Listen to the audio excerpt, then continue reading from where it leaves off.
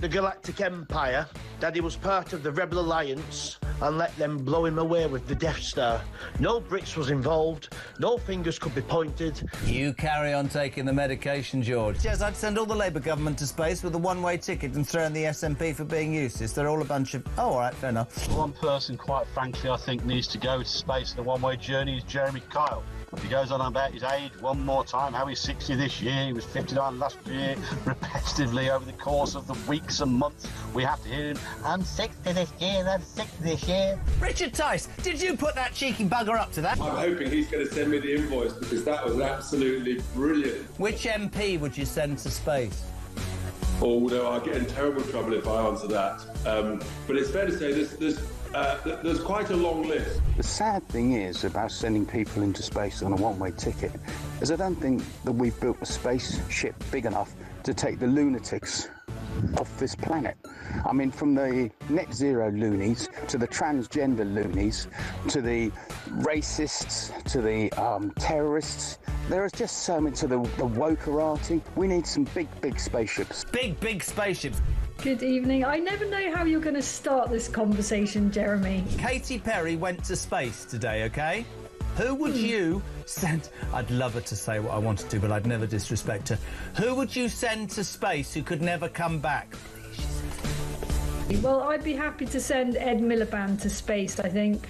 Oh, that is an outrageous question to I'm not even going to answer that question. Sam Matterface, do you get the job, yeah? Go on. No, Sam Matterface, I tell you what, there's no. I think David Lammy would be the person I'd want to send up in space and never come back again. Yeah, the problem is how much would the bill be for him to munch through whatever food on the way there?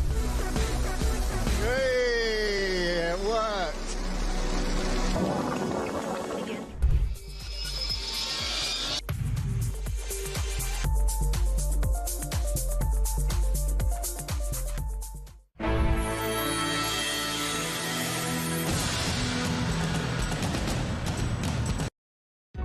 Across the UK, on DAB+, on your smart speaker, on your smart TV, and on your side.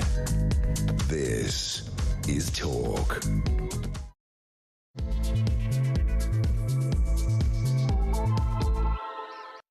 A very, very good morning to you. Welcome to the show. It's coming up 3 minutes past 10 o'clock and not much going on. Barely anything to talk about, frankly. I mean, we'll just do dead air for the next 3 hours. Not much to talk about at all. Oh, yeah, surrender of Brexit. That was it. I knew there was something. Oh, yeah, anti-Semite at the BBC. Well, someone who just, accidentally posts anti-Semitic posts is leaving. Yes, Mr. Gary Lineker. We're going to be talking about all of that. Well, coming up on the show, whether you're listening on DAB Plus Radio or on your smart speaker, watching on YouTube, your connected device, it is great to have your company. As I say, we do have a lot to talk about. I also want to hear from you on a lot of the topics we're talking about. But a new Brexit deal has been done, we're told, and it's going to be signed later today at the first UK-EU summit since we left the EU. It's almost like Keir Starmer put a deadline on his negotiations, completely undermining his own hand. He and the European Commission President Ursula von der Leyen are going to agree new trading terms, what has been dubbed a surrender summit, because that is what it is, over concerns about giving away British sovereignty. We already know that fishing rights have been given away in British waters for the next 12 years, and yet to see what it is we've actually got back in return. We'll be discussing that. Plus, the former US President Joe Biden has been diagnosed with an aggressive form of prostate cancer. Donald Trump wished the former US President a fast and successful recovery. His doctors say they're optimistic about his treatment. And Gary Lineker is set to quit the BBC this week. We can expect an announcement around midday today or even before then. But his last show on the BBC is now going to be this Sunday's match of the day, rather than next year's World Cup, which is quite something. This is after the anti-Semitism row erupted after he shared a social media post about Israel featuring a rat, a well-known anti-Semitic trope. He apparently now understands that his position at the BBC has become untenable. Well, he was rather late to that party, but yeah, it is, Gary. And Israel has begun its extensive ground operations in Gaza in a bid to control large swathes of the Strip. Meanwhile, Prime Minister Benjamin Netanyahu has now agreed to allow in basic food supplies after an 11-week blockade. Got so much to discuss on all of those topics, and we will get to all of them. I'd love to hear from talk to top guests. I'm going to be talking to you. I'd love to hear from you on particularly on Keir Starmer apparently giving away access to British fishing waters to the EU for 12 years with, as far as we can see, no guarantee of anything in return in his Brexit recalls reset deal. I want to know your reaction to that. 0344 499 1000 is the number to call. You can text the word talk in your message to 87222. Get in touch with us on X at talkTV as well. Calls are charged at the national rate. Text costs £1, standard network rate message. Also love to hear your thoughts about Gary Lineker finally going. Shock announcement. Well, breaking news actually on the Sun front page. They got the scoop late last night, but the news is expected to be confirmed today. What's your reaction to Gary Lineker going? Give us a call on that. 0344 499 1000. And indeed, that's the number to call on any of the topics we are talking about. Delighted to say, joining me as always on a Monday, the man who always has his finger on the pulse of all the big topics, commentator Sam Armstrong. A very good morning to you. Good morning. Got to start with the EU summit. Yeah. There was always going to be a deal. I knew there would be a deal. Here's how you know there's going to be a deal, because normally when you have negotiations, you have two different sides and they might want the same thing, like, say, a trade deal, but they have different priorities, different aims. One wants this, one wants that, one's willing to give away this, one's willing to give away that. The difference with this negotiation, of course, is that both sides wanted exactly the same thing, which is to give up British sovereignty to Brussels. That is literally what the EU wants. That is literally what Keir Starmer wants. He is a Remainer, a Remoaner in chief. He spent 3 years after the Brexit referendum in 2016 trying to stop Brexit from happening, after he said that he would respect the outcome of the referendum. And then he campaigned desperately to stop it from happening, and then only gave up when basically Boris Johnson was winning. Won his majority and Brexit was going to get done. Now, we knew there was going to be a 5-year review of some of the terms of the deal. And yeah, you have to do a bit of give and a bit of take to get what you want. As far as we can tell, we've given up access to British fishing waters for 12 years. It's reciprocal, but we don't need access to their waters. They need access to ours. We're going to align on EU plant and animal health laws, even though our levels are actually higher than theirs. We're going to be subject to the European Court of Justice jurisdiction. This is basically an all other phrase for dynamic alignment, which means we're going to follow EU laws, which makes it virtually impossible to be able to do a deal ourselves, because if EU law changes, then we have to change our law. And how can we do that if we've got a trade deal with someone else? No confirmation yet of a youth mobility scheme, but also no confirmation of whether there'd be a cap on numbers or the age at which people would be allowed to come to, or indeed how long they'd be allowed to stay. We're told there's a defence pact that has been struck, but we don't know exactly what the deal is on that and how much access we'll have to that €150 billion fund to rearm the Western European countries. We're going to be rejoining the Erasmus Plus student deal. Oh, yay. We're going to get a little bit more access for British artists touring Europe. Yay. And apparently we're going to get access to use e-gates when we travel to EU countries, which, by the way, all EU countries have been entitled to already, which is why sometimes you arrive at a country, you can use the e-gate, and sometimes you can't. And it's entirely up to them now. And even under this deal, it'll still be entirely up to those member states. So what on earth have we got back for basically surrendering yet another benefit of Brexit? Sam Armstrong, tell me. Absolutely nothing but sausage meat. That is literally what this deal comes down to. We have sold the shop, we have sold the farm, we have sold the family silverware in order to be able to send back to the EU, slightly more simply, meat products, packaged meat products. I mean, right? it's the most important thing. But we have to do that on their terms, right? So even sausages, right? We're going to have to perhaps in the old Westminster speak start referring to them as meat-packed offal tubes, because which is what they are. Because the EU are going to set the rules for how we produce products in this country. And if you're a German sausage maker, if you're a Wurst maker, or if you're a Dane that has a fantastic pork industry, you're going to set the rules as the EU that benefit you. So what Keir Starmer has just signed us up to, and it is technical and it is a little bit complicated, but what a lot of it's not very sexy and easy for headlines. Absolutely not. But what he's basically done is he has agreed that British farmers will follow every jot, every tick, every iota of EU law and animal standards. And by the way, we know that the EU countries don't. And also, by the way, EU country farmers get subsidies, British farmers don't. EU farmers get to keep their farms when they die and pass it on to their kids. British farmers don't anymore. And to convince the EU to let us sign up to this deal, which, as far as I'm concerned, isn't even good for farmers in the first place, what has he done? He has sold British fishermen down the river. He has basically... Well, that's basically where we're left to do any of our fishing. It's just going to be in British rivers at this point. He has signed the death warrant on the British fishing industry. And it was just getting back on its feet. And a lot of people will say, well, we've barely got a fishing industry. Yeah, because we had mutual rights. Now, the Ramonas, and most of the reporters on this, by the way, you'll see online, and everywhere at the BBC Sky, they're all fully fledged Remainers. I know we're all supposed to, we don't know what they think. I know what they think. I know these people. And they'll say it's reciprocal. These arrangements are reciprocal, so we can use their waters, they can use us. But the point is, we have far more stocks in our waters. They've overfished around France and Spain. Now, this is a key demand from the French fishermen, isn't it, going into our waters.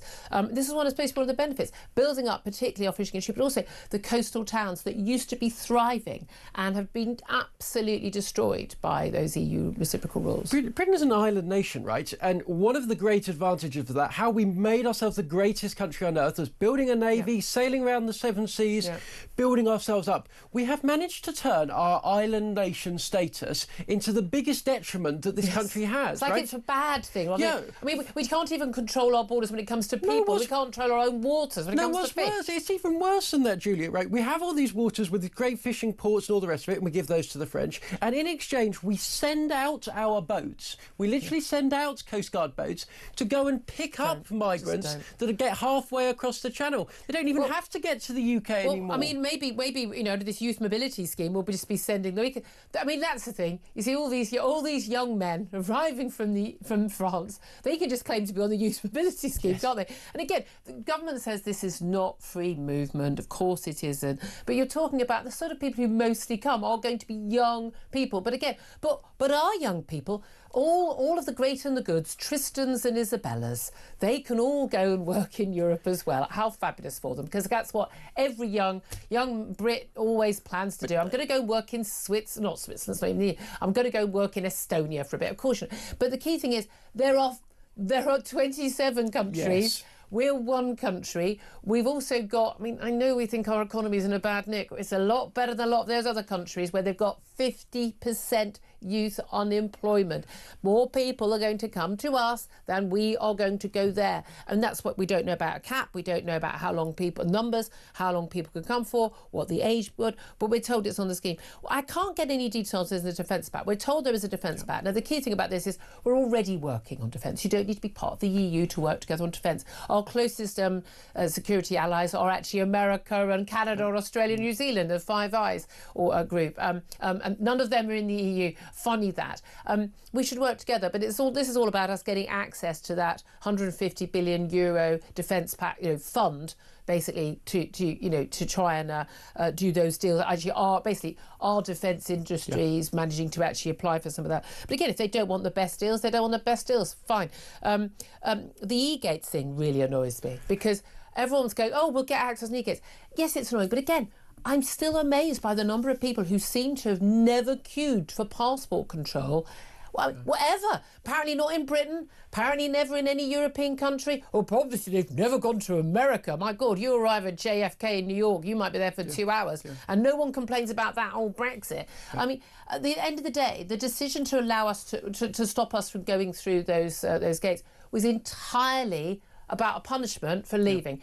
They're totally entitled to do it. I'm not complaining about it. When I stand with my British passport in the queue, I mean, while completely empty gates are being used by the Portuguese or the French or the Spanish or Italians or whoever, and I'm standing in a queue with 200 other people, I just think, fine, I'll remember not to come back to this country again. I've always been of you, reward the countries that treat us well. Portugal, they've been very, very open, let us use the gates. But it seems to be different at every airport. Mostly, the main thing to remember is it's not down to the EU. It's down to each individual country. Some allow us to use them, some don't. And the same deal would be the same. We're not going to be breezing through the EU gates. It'll still be up to countries what they do. So there's no change there. I can't work out what we've actually won. Well, and what have we got back? But I think you hit the nail on the head, which is us visiting foreign countries, us going to Portugal or Italy or Spain, going and spending our money, keeping their tourist industry going. Sorry, Spain. Is a privilege for the EU. And this is the thing that the EU does time and time again, and we, the suckers, keep fooling for it. Them making us going as attractive for us to go on holiday there is exactly what the EU needs in order to keep their incredibly tourist-dependent Mediterranean economies going. And yet we pretend to ourselves that it is a great privilege to be allowed really to come nice in there. I mean, it is and quite it's the same with the youth mobility scheme, right? The thing about the UK is doing a youth mobility scheme with France, Germany, even Spain, Portugal, Italy makes total sense. We are good migrants, broadly speaking. We put more in than we take out. Doing it with Bulgaria, Romania, not such a bright idea. Yeah, but and by again, the way, I know 2 Romanians who absolutely don't think that people should be allowed to freely travel from Romania. Again, these are great deals. But the EU should want to do a deal with us, and we should be prepared to do some of those deals, absolutely. But we shouldn't need to sell an industry one by one in order to get them to sign up to it. If you set a deadline, and it's going to be humiliating. Imagine this EU summit, Ursula von der Leyen turns up, Lancaster House, all the press there, everyone's there, and then you haven't agreed a deal. So they go down to the wire, concession after concession after concession, because you've got no choice. But they started off with the same side anyway. I want to hear your thoughts on this. 0344 499 1000. We're going to go to our reporter, Theo Ashwood, who's live at Lancaster House for us to try and get more detail. Let's try and squeeze in a couple more stories there, because very sad news. Joe Biden, the former president of the United States, has prostate cancer. A very aggressive form of prostate cancer. Now, a lot of people will know, anyone with, parents, grandparents know, actually prostate cancer is incredibly common in older men. Most men with prostate cancer die with it, not of it. Yeah. The majority of men actually are living with prostate cancer by a certain age. But this is a particularly aggressive form, although his doctors apparently are quite optimistic that it can be treated with hormones, and that's obviously a very good thing. I wish him well. Donald Trump, others have all sent their messages. I do have an issue. I'm not a conspiracy theorist, never have been, never will be. Incompetence is always the explanation. However, this is a man who the White House, all the entire upper echelons of the Democrat Party, the entire Washington country of media, all lied about for best part of 4 years when he had serious dementia. Okay. He was not up to the job. I was pointing it out. You just had to see it through your own eyes. No. We were all being lied to. Actually, we were being lied to, but it was the other way around. Joe Biden was unfit for public office for some time. He was certainly unfit to stand for public office. Only when he was exposed to the public in that debate that basically he agreed to stand down, forced out. I don't believe for a moment that a man of that age, who is clearly... Most men of that age are seeing their doctors regularly. He's a very rich man. Again, big question marks about how he made that money, frankly. There's no way he's not having very regular tests for everything. That's what people like him do. I just do not believe that this late stage, seriously bad prostate cancer would not have been spotted earlier. I've got serious questions. And to say, it's a conspiracy theory, well, I'm sorry. We were lied to about his health for 4 years. I don't see any reason to think that we haven't been lied to about this as well. Yeah, we told you he was sick. And all of the evidence shows that this is a man that has, actually, let me say this about Joe Biden, actually. He has devoted 50 years of his life to, broadly speaking, yes, as you say, he's done quite well. He's had a job for 50 years. He has given 50 years of his life to his country. I mean, people forget, Joe Biden first ran to be president in 1992. Yeah. This will make you slightly depressing. I wasn't alive when Joe Biden first ran to become president of the United States. But he has been around for a long time, and I take no particular pleasure in saying this, but he's slightly past his best. And it was clear, but the Democratic Party just had no other workable candidate that they could put up. Which tells you something. Tells you something. Look, Kamala was a shocking candidate, a terrible candidate. That was all they had, and they were prepared to silence dissent, to shut down reasonable questions and speculations, to do lie, everything possible. To lie. To lie. They lied. The Washington the White House press secretary lied. Most of the Washington media lied. They knew. We could see it with our own eyes. He wasn't even able to climb the steps. Yeah, I wish him the best. I wish him well, but I'm just saying, I just simply don't trust anything that they claim anymore. I just don't. Do we trust anything that Gary Lineker says anymore? Gary Lineker's to leave the BBC's last show's Match of the Day on Sunday. Was going to be hosting the World Cup coverage for the BBC next year over in LA. He's decided apparently that it's untenable for him to continue. I think that is the case. I never want the guy cancelled. I never wanted him off our TV screens talking about football. I want him just to do that because it's stuff he knows about. He clearly doesn't know anything about politics or the Middle East or Israel or Gaza or Hamas, and that's why he's got himself such mess with increasingly anti-Semitic posts. That rat emoji one wasn't the first of that kind. I mean, I don't know, I'm blocked on social media by Gary. Of course I am, because I used to ask him questions. I've never sent the man abuse or anything. I've just asked simple questions of his views, and he blocks so many people. It seems to me that it was untenable for him to continue, but I do wonder whether actually this was more about him criticising the new BBC sports chief for saying that Alex K. Jelski had no TV experience. Don't think you'd get to post anti-Semitic posts, get into controversy all the time, breach your BBC contract, and then slag off your new boss and get to stay in your job, no matter who you are. Yeah, I'm going to have a packet of crisps to celebrate today. But not Walkers. Not Walkers, any other variety. But look, this man has been out of control for so long. Yeah. And the BBC, they knew he'd broken the rules a year and a half ago. They had these rules in place. He was clearly viewed as a special circumstance. Look, credit to his colleagues. Actually, no disrespect to his colleagues who decided to stand with him at the time. Oh, no. But, well, look, do you know what? If people want to stand by their friend, that's good. But, do you know, it's also responsible. It's also the responsibility of a strong workplace, which the BBC isn't, to stand up and say, do you know what? No, we had this rule in place.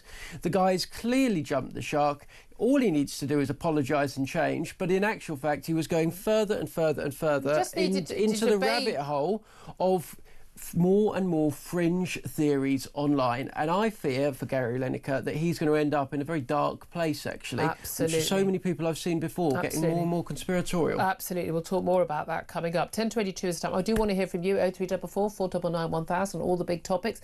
Coming up, we're going to go to political commentator Theo Usherwood, who's live from Lancaster House, where we understand that EU summit deal has been done. Is it a Brexit surrender summit? Give me your thoughts on that. 0344 499 1000. This is Talk, the home of common sense.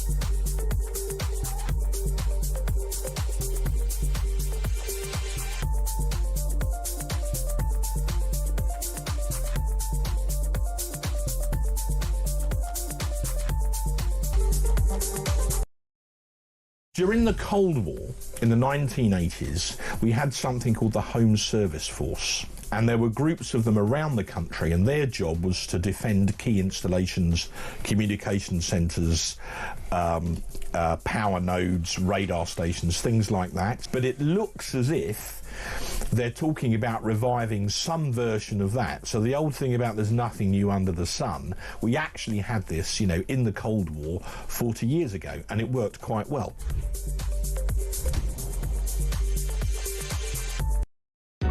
Across the UK, on DAB+, on your smart speaker, on your smart TV, and on your side. This is Talk. Very good morning, welcome back to the show. 10:25 is the time. I'm Julia Hartley-Brewer. Let's cross live now to Lancaster House in central London, where the Prime Minister, Ursula von der Leyen, the European Commission President, and an awful lot of others, the great and the good, are arriving. And also Theo Usherwood, our political commentator, is also there to tell us what is going on with this, well, Surrender Summit. Theo, what has actually been agreed as far as we know? As far as we know, there's a 12-year deal allowing EU boats from Spain, France, etc. to fish in UK territorial waters. In return, we're going to be able to export our foods and agriculture to the European Union without any checks, although we are going to have to follow EU rules, and the European Court of Justice in that area is going to have supremacy. We're also going to get access to a €150 billion defence fund. Of course, that British companies are going to be able to bid for contracts, which will, of course, the aim is at least to preserve European military power against Russia. There was a huge amount of consternation when a couple of months ago it was announced, the European Union announced that we were going to be excluded from that fund for military contracts from the British side, because of course they suddenly lumped in, well, you have to acquiesce on fishing rights. We didn't want to do that, but we've ended up doing it anyway. Funny that. Julia. So that's what we know already. OK, so that's what we know already. And now there's a lot of fuss about this fishing deal because we knew that it was going to be reviewed. That Boris Johnson, when he signed the original deal, there was going to be a review after 5 years. But there's a lot of concern that we were still allowing access. I mean, EU fishery was all still allowed access, particularly French and Spanish boats. But French, this is a big sticking point for them into British waters currently anyway. But the idea was going to be gradually going down and down and down over the years, and that would allow the British fishing industry to build back up because of they have exclusive access to our fishing waters. That's kind of done and dusted. Now, Nigel Farage, a Reform UK leader, said if this is true, this is the end of the British fishing industry. I assume that Keir Starmer thinks, if that is the case, that that's a price worth paying. Yes, it does. And Keir Starmer has made no bones about it. And it's worth remembering, of course, Daniel Zeichner, who was just put it in comparison, when he went and addressed farmers, he said, the British farming industry was not a priority for this government. From Keir Starmer's point of view, it's the same thing again with the fishing industry. He's prioritising this defence contract. He thinks that highly skilled jobs can be preserved, indeed created, in companies for like the BAE System, Thales, where they can now have access to that fund to build missiles, drones, the latest technology, which the Europeans can put together to put up a proper defence against Vladimir Putin post any peace settlement with Ukraine. And that's the direction of travel the government has decided to take. But there is a trade-off. And that's before we even get on, Julia, to the thorny issue of immigration. Well, I just wanted to get onto that because... of 27.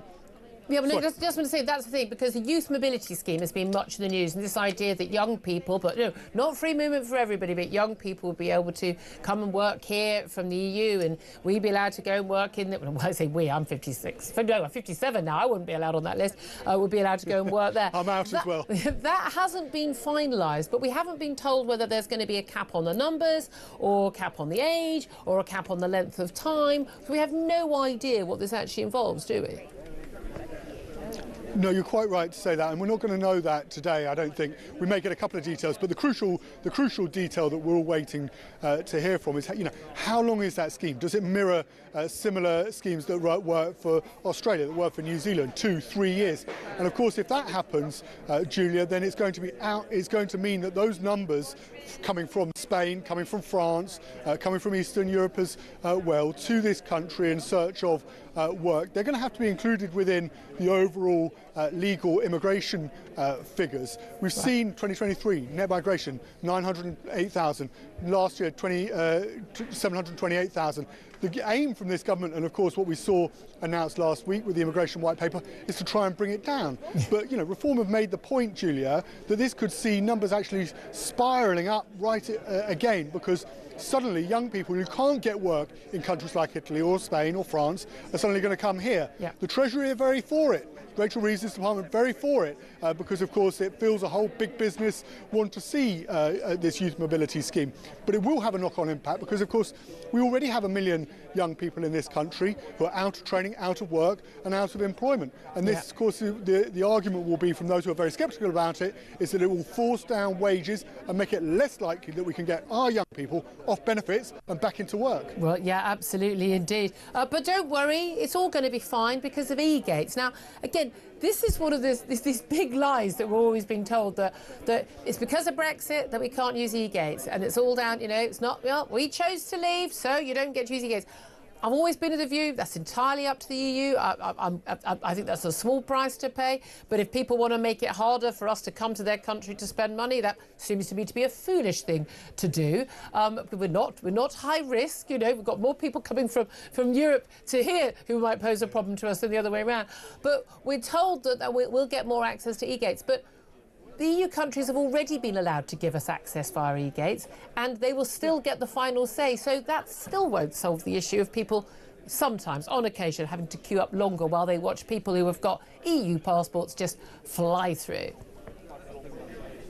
Yes, Portugal already does it. Yep. You can fly to Portugal, you can access, as a British citizen, you can already access an e-gate with your passport. The Portuguese government obviously recognise that British tourists and expats have huge amounts of money to spend in their country and welcome us by allowing us access to their e-gates. And we offer access to e-gates as well for European citizens where airports choose to do so. What Keir Starmer is trying to do, Julia, is to try and make, this is the gamble at least, is to try and, with this announcement, is to try and make this a consumer-facing announcement. It's worth remembering, of course, that EU countries will still be able to stick us in the queue, the long queue for non-EU residents, should they choose to do so. The other part of his gamble is that people no longer have time for worrying about the European Court of Justice or European Union supremacy over taking the rules when it comes to agricultural products being exported into the EU. But there is another downside to this that needs to be taken into account. We signed a heads of term agreement with Donald Trump when we last week, 2 weeks ago even, and of course what this will mean is that if we wanted to expand that deal to include food and agriculture, importing those products from the United States, it's now going to be very difficult to do so because we have to follow EU rules. And if there's a divergence, we have to ignore the US market, and we now have to agree with everything that European Union says, and it's regardless of any decision that they might decide whether they want to change the rules, we just go along with it. Absolutely. Because that's the agreement. And again, those rules will be changed. It's called dynamic alignment. Yeah, those rules will be changed to benefit those countries, not necessarily our industry. I mean, again, as long as we're not required to eat horse meat. I mean, again, those wonderful EU rules which meant that we're having horse meat in lasagnas from parts of Eastern Europe a few years back. Everyone remember that? That was all under those wonderful EU very high-level rules. But there we are. Theo Ashford, great to hear from you. I know you're going to be bringing us up to date throughout the show and throughout the afternoon as we finally get that, we're told, full announcement. Nothing confirmed 100%. Yet. That's Theo Ashford, political commentator, live from Lancaster House.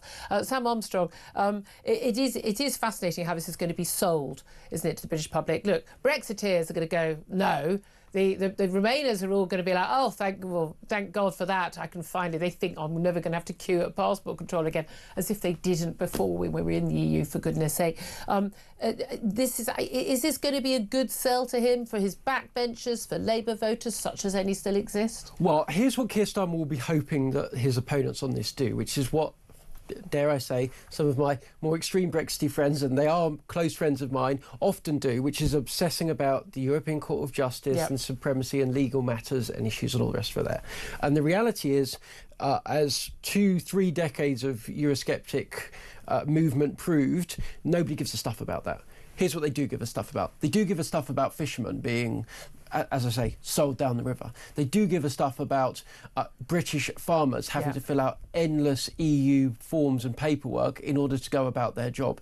They do give a stuff about the fact that we've just spent 150 million quid to allow a load of foreign students to come here. And if there is a youth mobility scheme that sees young people in this country losing out to good jobs, good apprenticeships, good post-university opportunities to hungry kids from Eastern Europe, Western Europe, Southern Europe, then yes, the British people will care about that. And Reform are so far showing that they have learned the lessons of the early years of the Eurosceptic movement. If Reform can keep it about the issues which matter to people, then they will very get specific. breakthrough. And you mentioned the foreign students, because I wasn't quite sure if that had been agreed. The deal would be that foreign students, like EU students, will be allowed to come to British universities paying British tuition fees. Because tuition fees are they're virtually nothing in most of Europe, a few hundred quid or £1,000 or something. Whereas rather than having to pay the foreign student fees, which are about 3 times as much as the $9,500 our students pay. But again, I think a lot of them have had access to student loans as well. We never get them paid back, because why would they? Why would they pay them back? We can't track them down. We can't, they can barely function here, let alone getting that money back. So that's just a complete free-for-all. But also, of course, again, more competition for Brits who've got the grades, who want to go to uni, to get into good unis. And of course, again, you think, oh, well, there are always universities in Britain the British students would want to go to in Europe. Well, apart from the fact that loads of students in Europe speak English, whereas we don't tend to, because the domination of English as an international language, don't tend to speak a lot of those other foreign languages en masse. But also, crucially, Europe, without the UK in the EU, has not a single university in the top 50 universities in the world. Whereas we have 5. So, of course, they benefit more than we do.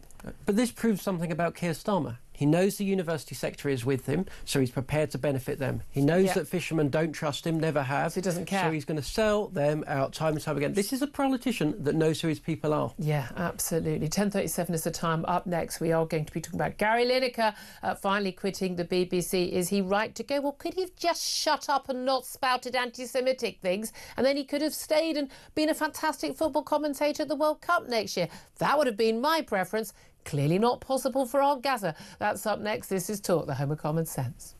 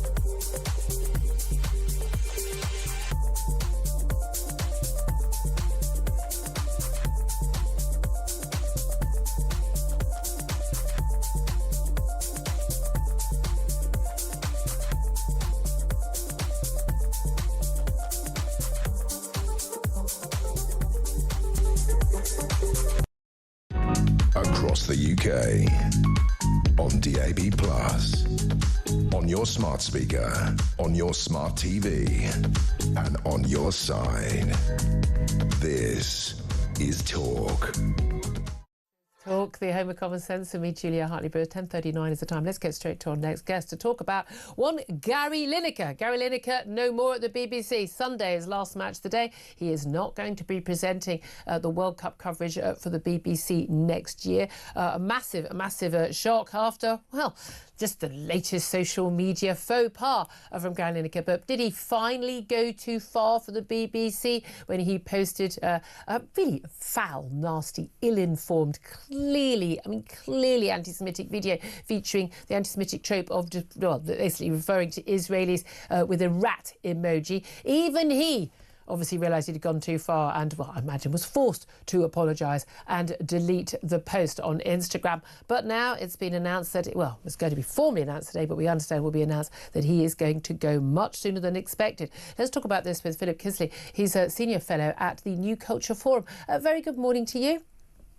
Hi, Julia. It's lovely to see you again. Lovely to see you. Was it inevitable that he'd have to go, whether it was sooner or later?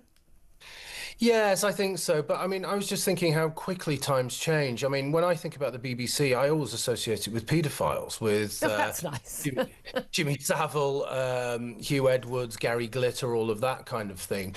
Now I associate the face of the BBC, which is Gary Lineker, we have to say, don't we, with gross anti-Semitism. Now, if you are comparing Israelis or Zionists to rats, and you work the national broadcaster, we have a problem because you are grossly anti-Semitic. Now he's issued this apology, hasn't he, Julia? Which he says he would never have, knowingly issued this post. But it wasn't the first post. No, there are quite a lot of other things he's posted that are, I would say, over the line.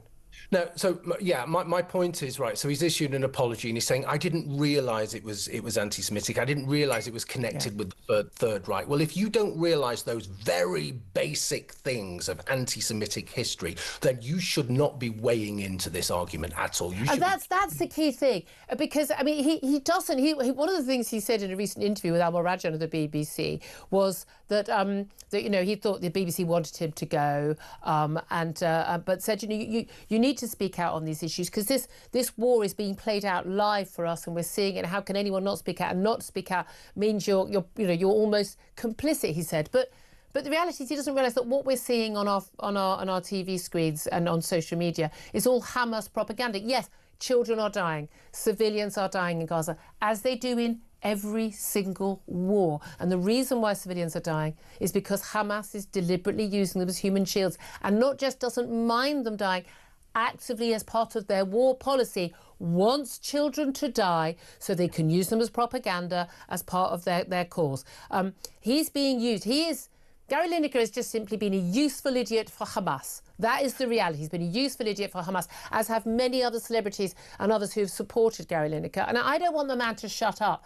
I want to know. If someone thinks this stuff, I would like to know it. However, if you've got a BBC contract, and I know everything got redrawn, the contracts redrawn, the rules got redrawn for his benefit, but actually everyone else at the BBC gets the deal. You don't get to give your personal political views if you're a senior figure at the BBC, whether you're the political editor, the news editor, or you're just a star related to the BBC. You have to keep stum, or don't work at the BBC. And he seemed to think that he was bigger than everyone else. Yeah, I think, well, he's apologised, but it's an insincere apology. He desperately knew what he was doing. Of course he did. You'd have to be absolutely monumentally stupid. No, I genuinely think he's actually, I think he's down a conspiracy theory rabbit hole, as a lot of perfectly nice, good people are, where they genuinely think that this war is unique in its cruelty and barbarity, and they have no context for the fact that actually the Israeli soldiers, the Israeli government actually,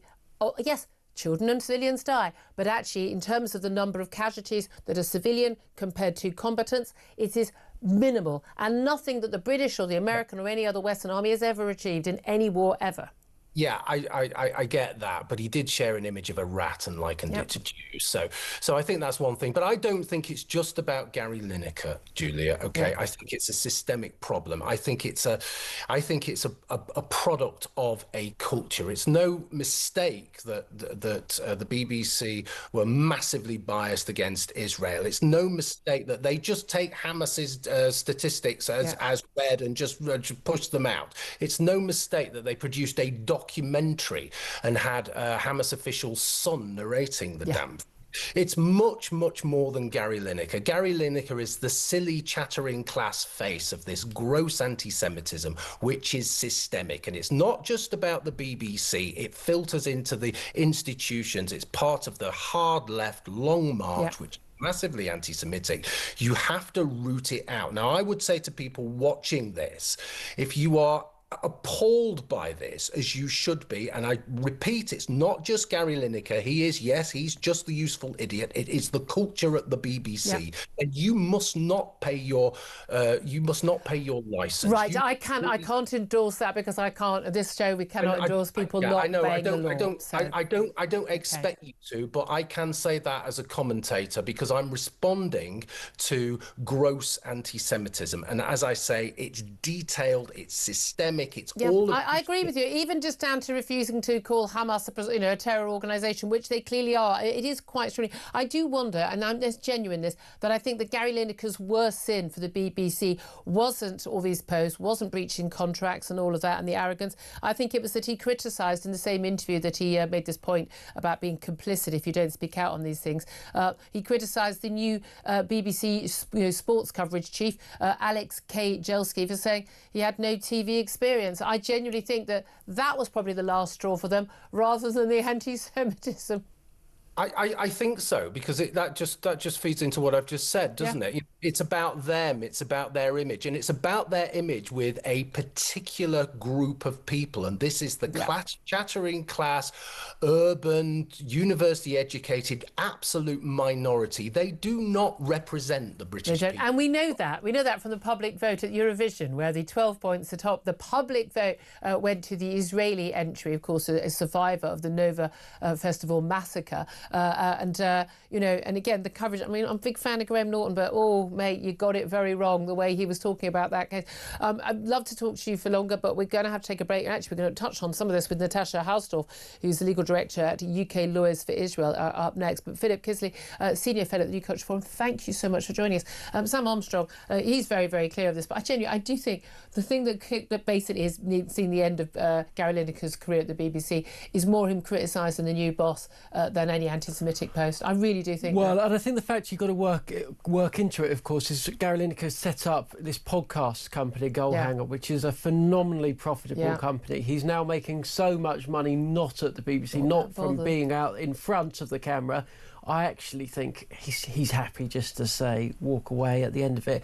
The real shame is that if he'd walked away a couple of years ago, he would have done far less damage to the institution that made him the star he is. Because also, when you're that senior figure at the BBC and you're posting this stuff and saying this stuff, you legitimise what he's been saying. And he says, oh, you're complicit if you don't speak out. Well, then you must be complicit in the 7th of October massacre, Gary Lineker, because you didn't post anything about that. You've not posted anything about that all this time. Not posted anything about Sudan, not posted anything about the Uyghur people in China. Not posted anything about any of the other awful, but just because. So he is complicit in everything by his own logic. He must be complicit in the murder of children. But if babies, children, women, other civilians, if they get killed in those wars, that's not an issue for him. But he's just upset about the ones in Gaza. Yeah, what?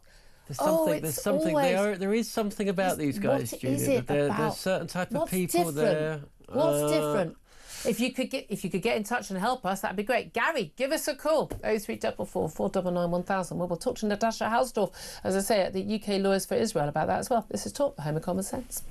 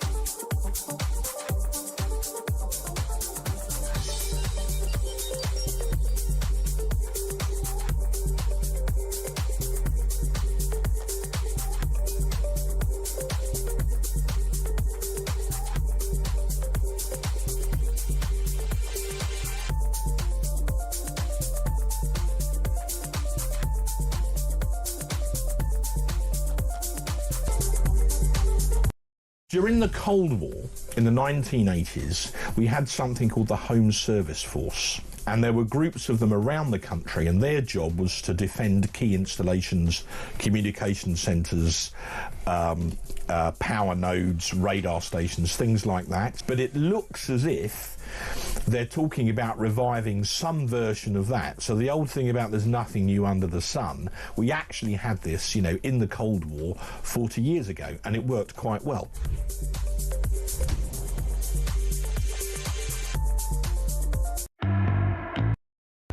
Across the UK, on DAB+, on your smart speaker, on your smart TV, and on your side.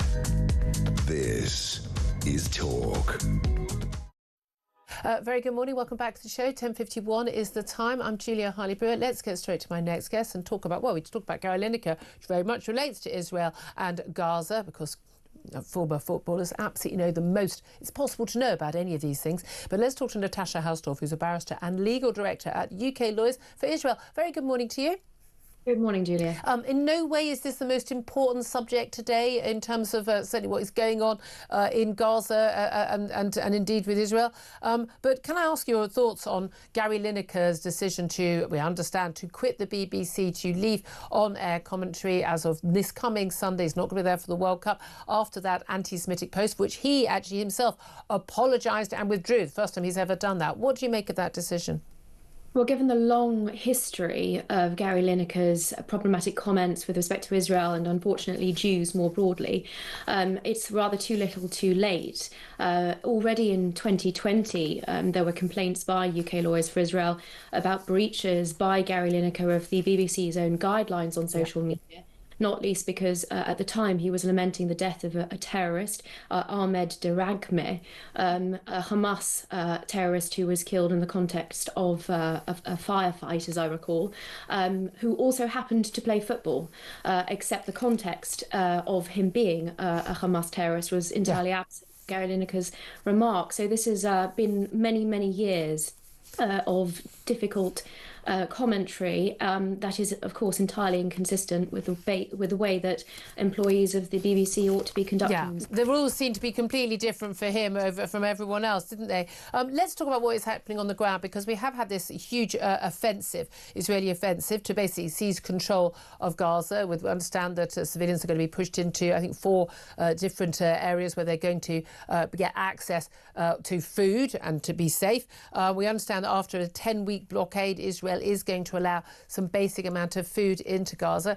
The accusations have been flying thick and fast about this, it's deadly, this is genocide, more than 100 people killed, many, civilians and children among them. We've got British doctors in hospitals in Gaza talking about the devastation and the loss.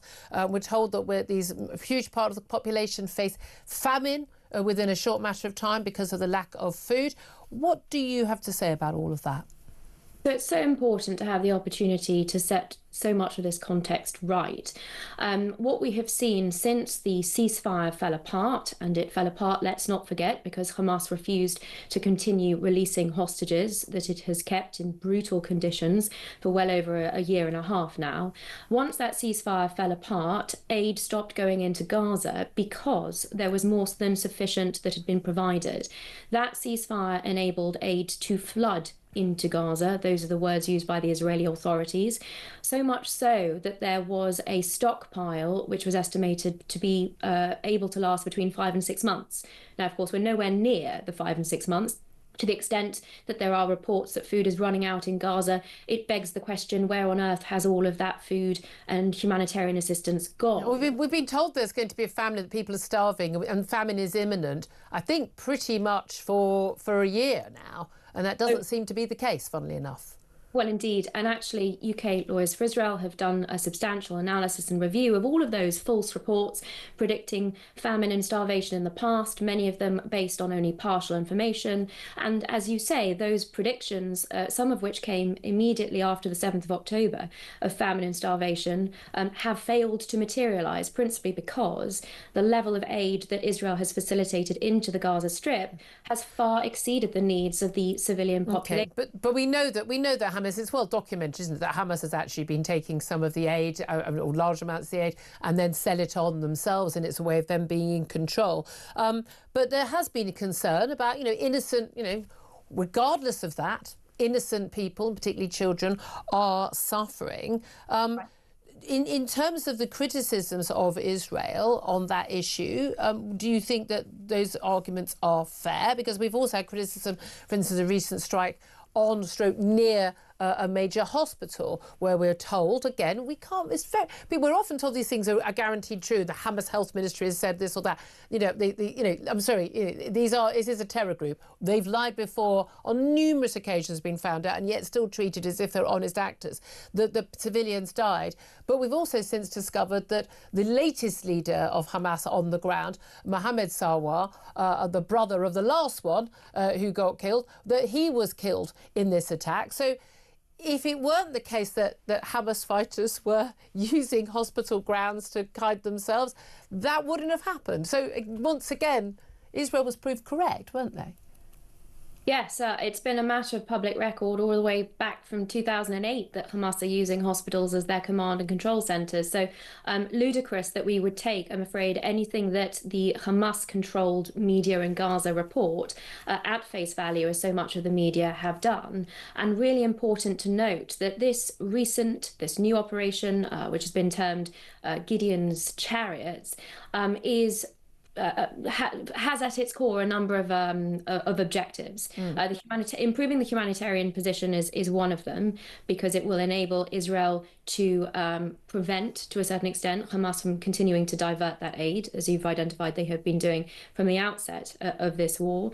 It will also enable Israel to apply pressure so that Hamas is no longer refusing to engage in negotiations to release those hostages. And that's a critical factor, not least when we think of the latest hostage to be released, the American citizen, dual American citizen, who essentially was released at the say-so of Qatar. We can see some of the issues at play here, that Qatar essentially tell Hamas one way or the other to hold on. But by all means, let's all just play nicely with Qatar. Can I just ask you finally, because I'm sorry, time is against us, so much going on today. But the Eurovision on Saturday night, we saw, as always, demonstrations, protests against the Israeli entry. She was a survivor of the Nova massacre. She hid among 50 people, had to basically play dead for hours underneath dead bodies to survive that massacre. And she was singing a song of great hope. And this is Yuval Raphael. There were protests, but she won, interestingly, the public vote in numerous countries, including in the UK. We have a lot of people, the Gary Linekers and others, who spout their hatred about Israel, but actually there was a lot of love for Israel on Saturday night from ordinary members of the public, wasn't there?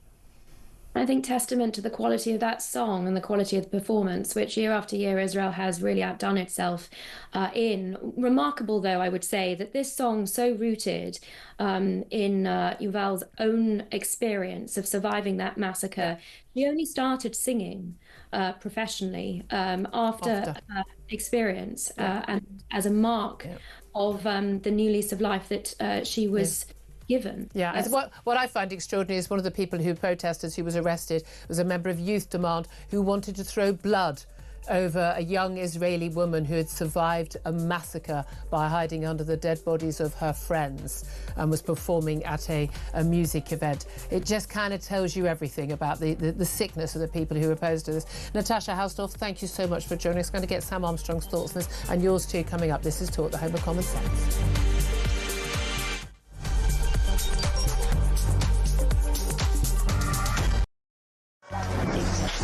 Five, 4, 3, 2, 1.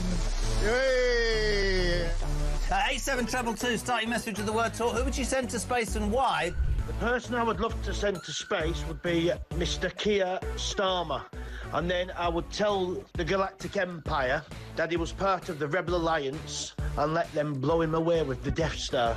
No Brits was involved, no fingers could be pointed. You carry on taking the medication, George. Yes, I'd send all the Labour government to space with a one-way ticket and throw in the SNP for being useless. They're all a bunch of... Oh, all right, fair enough. One person, quite frankly, I think needs to go to space on a one-way journey is Jeremy Kyle. If he goes on about his age one more time, how he's 60 this year, he was 59 last year, repetitively over the course of the weeks and months, we have to hear him, I'm 60 this year, I'm 60 this year. Richard Tice, did you put that cheeky bugger up to that? I'm hoping he's going to send me the invoice because that was absolutely brilliant. Which MP would you send to space?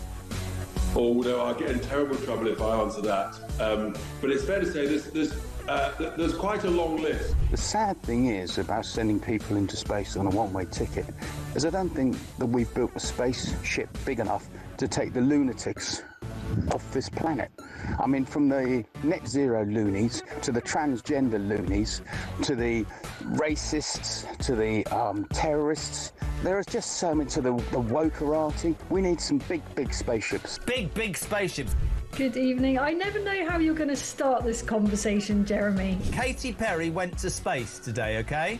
Who would you send... I'd love her to say what I wanted to, but I'd never disrespect her. Who would you send to space who could never come back? Well, I'd be happy to send Ed Miliband to space, I think. Oh, that is an outrageous question, too. I'm not even going to answer that question. Sam Matterface, so you get the job, yeah? Go on. No, Sam Matterface, I tell you what, there's no. I think David Lammy would be the person I'd want to send up in space and never come back again. Yeah, the problem is how much would the bill be for him to munch through whatever food on the way there? Hey, it worked.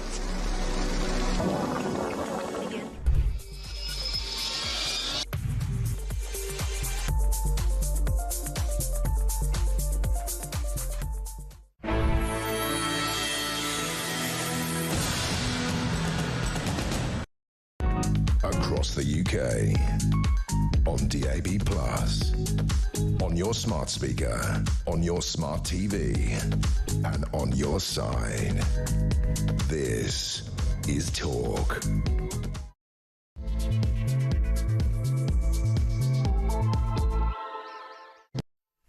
Very good morning. Welcome back to the show. This is Talk, the Home of Common Sense, with me, Julia Hartley-Brewer, coming up to 3 minutes past 11. Wow, we got a show for you. Lots more to come in the next couple of hours, but we hand over to Ian Collins at 1 o'clock. There is so much going on.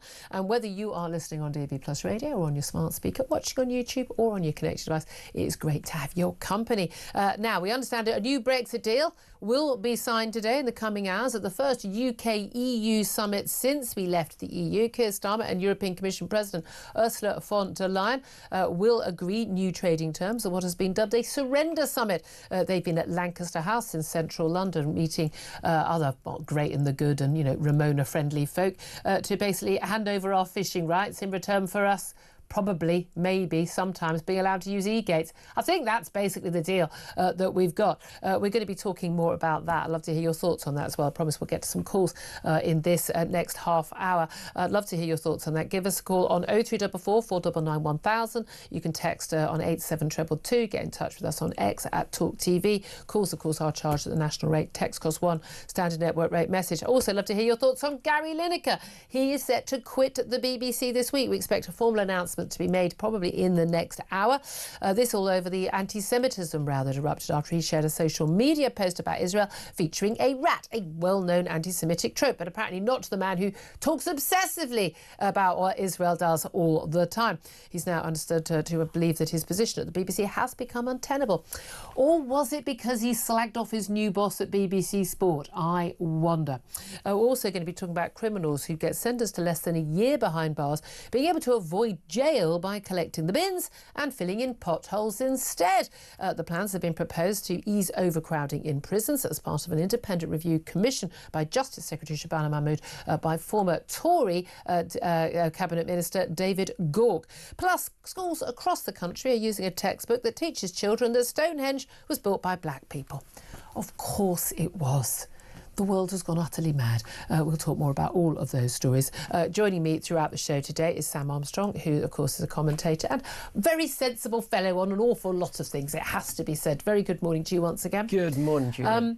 I do want to come back to you, actually, on the conversation we just had with Natasha Halsdorf, and I think that links in with Gary Lineker and as well as what's going on in Gaza. Yeah. But let's start with the EU summit deal, because as far as we can gather, we spoke to Theo Usherwood, our political commentator, who's out at Lancaster House today, we appear to have got done signed as a deal is a 12-year deal involving our fisheries. So basically, we've given away to the EU access to our fishing waters for another 12 years.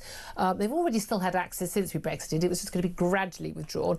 Basically, as Nigel Farage, Reform UK leader, has said, look, that's the end of our fishing industry to all intents and purposes. We are also going to have no checks, extra red tape on exporting sort of food and agriculture, meat and plant goods to the EU. That's going to be better. But in return for that, we have to align with EU rules on all of those things. And if we do that, it's what's called, remember this phrase, dynamic alignment. Basically, not just the rules as they are now, but any future rule changes we have to go along with. And if there are any disputes, who gets to decide? European Court of Justice. It's almost like a foreign court is going to have the final say on what we do in our country. Not quite sure that was what we voted for in 2016. We're also going to get access to that 150 billion euro defence fund for rebuilding Europe's defences. So can we actually have access? Again, it's not charity. It's just that our defence contractors and manufacturers will be able to bid from that fund as opposed to being banned from doing so, because the EU are so concerned about getting the best defence items. They want to keep all the jobs in-house. There will be a youth mobility scheme, but nothing has actually been finalised on that. We don't know how many people will be allowed to come here, for how long, until what age. We also, though, are hearing that, well, very excitingly, guys, we may well be able to use e-gates at all EU countries. I say may, because currently that's not a decision of Brexit, that's up to individual EU countries already, and it will still be left to them as well. So we may still be facing those queues, which, by the way, a lot of us faced anyway. Does that sound like a good deal to you, or is this, as many have dubbed it, even in advance, just another surrender summit by, let's face it, a Remainer who became a Ramona, who spent 3 years trying to fight Brexit ever happening, only pretended to give in to it, and has always planned to take us back into the EU by the back door, because Keir Starmer, let's face it, was Ramona-in-chief for many years after Brexit. There's no reason to think he's changed his view. This is a man who went into a negotiation, putting a deadline on it, deliberately put a deadline on it, this EU summit in London. Of course he had to have a deal. Last-minute giveaways, anything to get a deal across the line. And of course, extraordinarily, unlike most negotiations where you might want a similar thing at the end, say a trade deal, but mostly you're coming from your different perspectives and you might want to give away something else, because you've got different aims and objectives, different priorities. In fact, we had both sides, both the EU and Britain, having exactly the same aim, which was the surrender of British sovereignty. And that's what Keir Starmer has achieved. So well done, Ramona-in-chief. Sam Armstrong, good deal for us or not? Well, this deal just tells you all you need to know about Keir Starmer. I mean, first things first, let's be fair to him. It's actually only the second worst deal he's negotiated since being in Downing Street. At least this time he's not paying the EU to take Dover, for example, which, you know, you couldn't really rule out with the fellow. But look, this deal tells you what he thinks about this country. We're going to have no fish, no borders, no waters, no sovereignty. This is a man that doesn't care about preserving and protecting this country's the very fabric, the very really framework. believe in the nation state. That's It also tells you who he likes, who he supports, and who he doesn't support. Look, this deal is probably quite good for unions. The kind of companies that are going to do well out of this, defence firms are heavily unionised, heavily structured. Some of the meat processing companies, actually the big business. Starmer's always been keen on big business. But this deal is horrendous, awful, devastating, traumatic, ending the end for our fishing industry, but also for small independent farming businesses and the like that had just got over the shock of Brexit. And there was some disruption. There were things getting organised. There was a lot of admin, a lot of red tape, and it was costly and time-consuming. Beginning to make the most of their new freedoms. And we were just staring down the precipice of a new, great, fantastic deal with the United States. And boy, oh boy, oh boy, unlike the EU, do the United States consumers want to buy Scottish whisky, British meats, all of the high-quality, high-value products that we could deliver.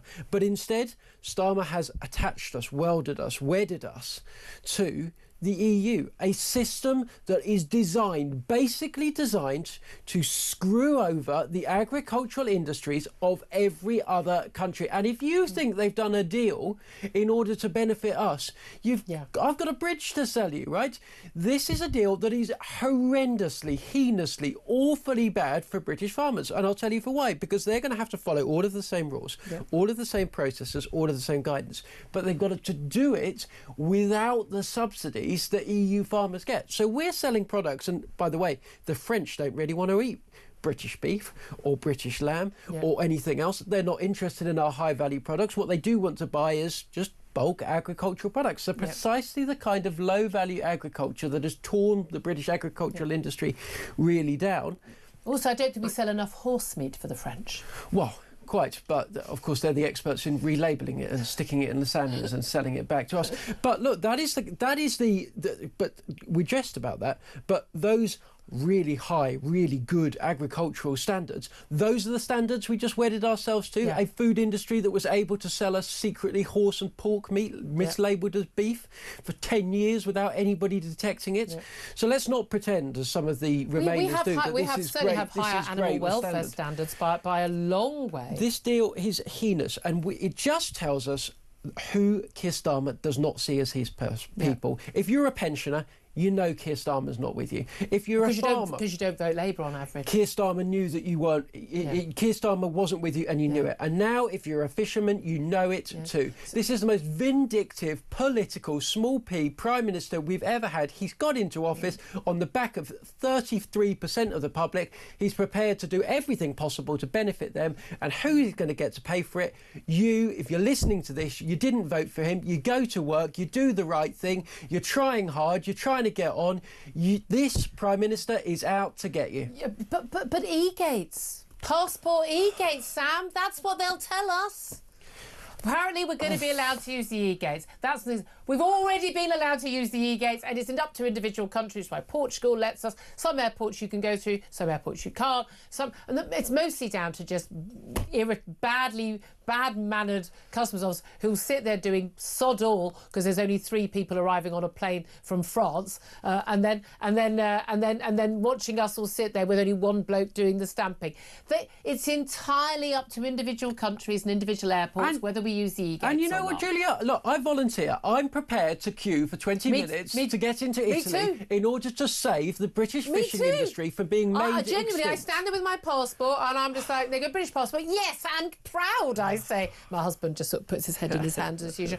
No, but if that's the deal, that's entirely... If they, as we were saying earlier, if they want to make it harder for us to come to the country, and as I've always said, support the countries that make it easy and are welcoming to us. If a lot of people in Spain are saying they don't want you to travel there, don't travel there. We are pretty much their entire tourist industry, which is a huge part of their economy. Fine, if you don't want...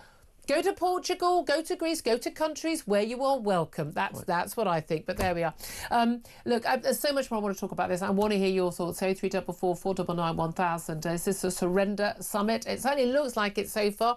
We get everything what we understand so far, what has been leaked from the room. God knows how much is going to be in the small print. Good Lord. The thing is, they won't. You can't remember, not only will the politicians, and I mean, Ollie Robbins is the guy who's negotiating. This is the guy who was part of Theresa May's, surrender back in the late teens. These people are full-on Ramonas. They're not just Remainers, full-on Ramonas. They genuinely think that the god-awful, bigoted, ignorant British public, we all got it wrong, and they're gonna just make it better for us because obviously we need to be in the EU. Remember the lovely civilised EU, not like us. And they're going to just take us in by hook or by crook, no matter what. Everyone involved in this, the civil servants, the negotiators, the politicians, and on the other side, all fully signed up to this whole cross-border EU great. Let the technocrats run everything. Don't let the people have their say.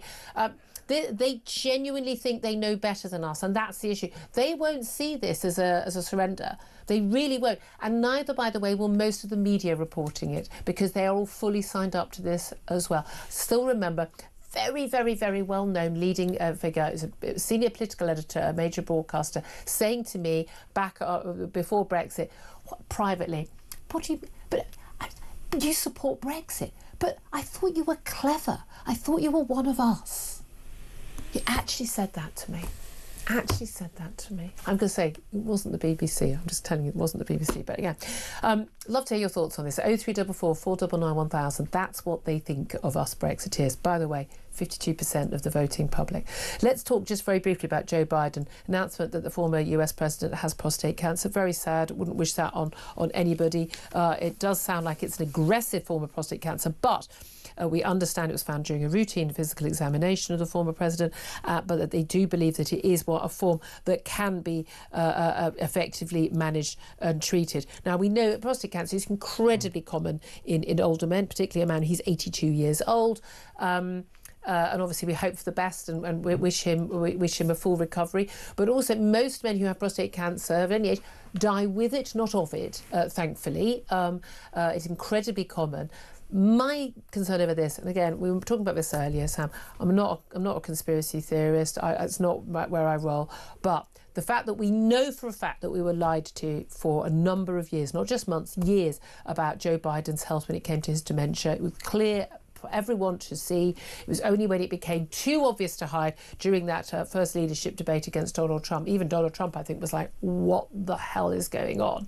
That he had to be ousted and forced. And he was dragged kicking and screaming from the standing on the Democrat ticket. They didn't want to get rid of him because they knew their second option was going to have to be Kamala Harris, and they all knew how useless she was. They pretended for a bit, but once the public got sight of her, they realised how awful she was. There was a reason why Donald Trump won. There's a reason why, if I were an American, I would have voted for Donald Trump over her for many different reasons. And the reality is they lied for years about that. The White House media, the White House staff, the whole Democrat system, all the echelons in the party, the Washington media lied to us about it. I don't believe for a moment that this prostate cancer has suddenly been found. However, the timing is very interesting. There's a new book by Jake Tapper, a senior journalist in America, all about basically the cover-up of the former president's health over the years, all looking very embarrassing for the president. And now suddenly we found out he's got prostate cancer, so now everyone has to be nice. I want him to survive. I wish you the very best. But at the end of the day, I think Joe Biden's lied to us. I think Jill Biden's lied to us. The White House press secretary lied to us. The Washington press corps lied to us for years. So now I'm sorry, I don't believe a word you say. Yeah, and the worst of those is, of course, the media. Yep. Who are under a moral and ethical obligation as journalists to tell us the truth, to never get into bed with administrations left or right, good or bad, to always be fiercely independent. They weren't. They lost sense of who they were to Trump derangement syndrome. It happened time and time again. We all knew what was going on, and it's incredibly corrosive because it used to be the case that those kind of basic biographical details about the president, you could trust what was being said. They'd have the annual medical is really... That said, Donald Trump's annual medical is laughable, saying like what his weight is and things. But he clearly doesn't have dementia. But it's the Democrats that lecture us all the time, people on the right, about how corrosive Donald Trump is to standards. And he in public does lie life. 20 times before breakfast. And I'm sure that is true. But they are jointly and equally responsible for the denigration and deterioration of public standards that we have come to expect. And I'm sorry, I don't want to hear it from them anymore. I wish Joe Biden all the best, but any journalist that played any role in covering up the obvious, blatantly obvious, could see it with our own eyes, health conditions that man had, is not fit to be a journalist. It is not fit to report on the news. Absolutely. I completely agree with you. I think that's absolutely shocking behaviour. And again, my thing is, like, even with the politicians who I agree with politically on a specific policy or I'm actually good friends with, I will still take on in this studio. There are no friends when you're having an interview, as far as I'm concerned. It's my job to hold people to account. Interesting, by the way, lovely Labour backbench MP Mike Tapp, who was tweeting that he won't come on Mike's show or my show because we're entertainment presenters and not journalists. I think the problem is that the last two times he's been on, he's had his backside handed to him and just been laughed out of court by everybody in the on social media because of his failure to answer sensible questions and absolutely just talking utter nonsense. So sorry, Mike, that you're not up to it. But, I'm sorry I interrupted you when I was interviewing you, but you did keep saying things that weren't true. That was kind of the problem. But you're welcome on Anytime, mate. Always, all comers welcome here. Let me just read you some breaking news about a man called Abu Wadi. Do you remember him? He was in the news a few months back, and he's a Palestinian man. He's also known as Mossab Abdul Karim Al-Gassas. He's believed to have arrived on a small boat. He was brought ashore in Kent back in March this year. But extraordinary, it was revealed by the Campaign Against Anti-Semitism that this is a man who posted numerous videos online praying for all Jews to be killed, posted a picture of himself holding an assault rifle. Apparently he'd been brought in, brought here to the shores, been arrived by a small boat, brought ashore, processed, set free, carry on as you were. This was on a Thursday. It wasn't until the Sunday he was actually arrested. He has been charged. He was charged with making anti-Semitic posts. He's now pleaded guilty this morning at Canterbury Crown Court to arriving in the UK in March without valid entry clearance, so illegal entry in the country. But again, abject failure of us to have any proper controls. And we've seen, haven't we, that Iranian terror crime arrests that have been made, that the men who've been arrested and charged with crimes have been living in asylum hotels, having arrived here, we understand, illegally, or certainly claimed to have been needing asylum in this country. And yet, again and again and again, it's just like there are people who are free and roaming our streets. And again, I do not know whether these people are guilty or innocent. People have a right to a fair trial. I'm not not making a judgment on that. But we simply don't know who these people are. This is an invasion. In fact, it is the biggest invasion of men crossing the English Channel in small boats that all hate us, want to take over this country, want to replace our government with a different system of ideology since 1066. Yeah. You literally have to go back that far to face a situation of this scale. Time and time again, fighting age men coming into the UK with proven, demonstrable, historic records of hating this country and everything Open we stand social for. media posts. And are we just to assume that somehow, mysteriously, magically, by virtue of being put up in the Premier Inn in Slough for 6 months, that they're going to come out loving us, loving our values, ready to fit in, ready to leave all of their values and barbarism behind? And in many cases, they are barbaric values. I'm afraid that, certainly compared to where we are now, I'm afraid if you believe some of the things we have seen asylum seekers in this country coming in with views about women, that you're barbaric. I believe if you come over here thinking that all Jews need to be put to death, that is barbarism. Yep. We have seen it time and time and time again. I don't want to see it anymore. Keir Starmer, you promised to smash the gangs. Mike Tapp promised to smash the gangs. That's how he got elected in Dover. It's time for you to make good on the promises you made. And Mike, by the way, looking at what happened with your local council elections, I think Reform are coming to cash in on that. Yeah, exactly. Good luck with promise. that. Yeah. Can I just go, before we go to break, I wanted to ask you what conversation we had with Natasha Hausdorff a little bit earlier, lawyers for Israel, talking about, we've got this Israeli offensive in Gaza, and they're basically seeking to the Israeli troops are pretty much withdrawn. Like now they're going back in again. They are going to be allowing more food supplies back in. I think that's a concern for any right-thinking person. Although, again, there's no other war we're expected to supply the enemy. Because these civilians aren't the enemy. No, but they're being used by the enemy as a weapon, effectively. Do you think that was the right thing for Israel to do? Because it's interesting that Hamas, we understand, at the weekend sort of came back to say, in return for a ceasefire, we'll release more hostages. Everyone says you only get hostage releases when there's a ceasefire. No, you only get a ceasefire and then hostage releases when there is war. Because at the end of the day, that's the only language Hamas understands. Firstly, I actually think there's far fewer hostages in Gaza than they're made out to be. But by the displays we've seen with hostages being released, I think the level of complicity in what Gaza is doing. Just remember, Hamas aren't necessarily unpopular in Gaza.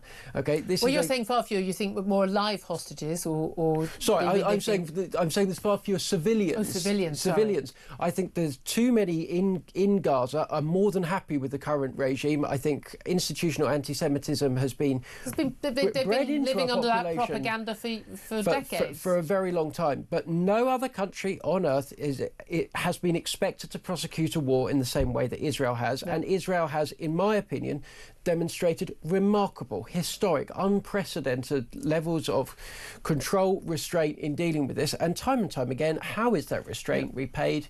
With more terrorism. Yeah, and again, all of the criticism, we've had BBC Verify, criticising this attack on hospital grounds, where clearly, we know that Mohammed Sawar later took over from Yahya Sinwar as his brother, as leader of Hamas. He was killed, we understand, in tunnels around there. Oh, but absolutely, Hamas aren't putting tunnels and command and control centres under hospitals. Just finally also on Israeli entry to Eurovision. I thought it was very telling. I mean, protests.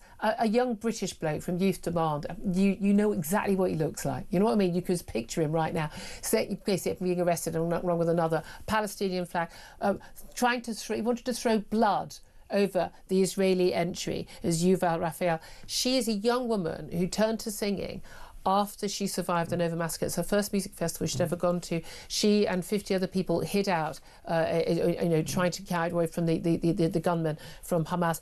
They just shot in, threw grenades and shot in. And she basically, advice of her father, and we've got it all on video, he said, just hide, play dead. Everyone just play dead. And she survived, under people's dead and dying bodies. She was able to survive.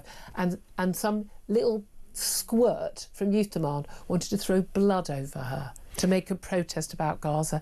These people aren't real. Well, but do you know what the good thing is, Julia? That these people, the likes of Gary Lineker, elites, minor people, whoever they are, they don't speak for us, because Israel won the popular vote. The people of Europe stood by Israel. They're going to continue to stand by Israel. These people can attempt to misrepresent the reality of where people are, what people think, but the reality is good, right-thinking people are standing by Israel to this day. 11:26 is the time. I want to hear from you on all the topics we're talking about, particularly the EU, particularly Gary Lineker. Get in touch, 0344 499 1000. Is it a surrender summit? And is it great that Gary Lineker has finally surrendered to the BBC calls for him to go? I'd love to hear your thoughts. 0344 499 1000. This is Talk.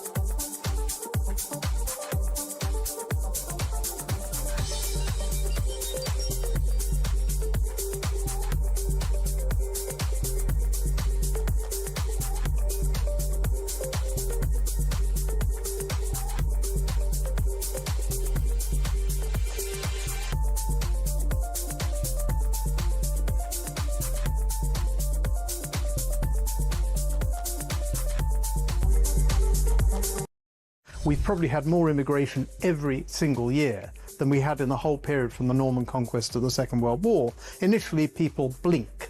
But these are facts, and the population of the country is changing, and it's really started changing very, very rapidly, very recently. So in the mid-90s, I mean, white British, you almost have to apologise for using the term, but the government has that as a term in the census. And the white British share of the population was well over 90% in the mid-90s.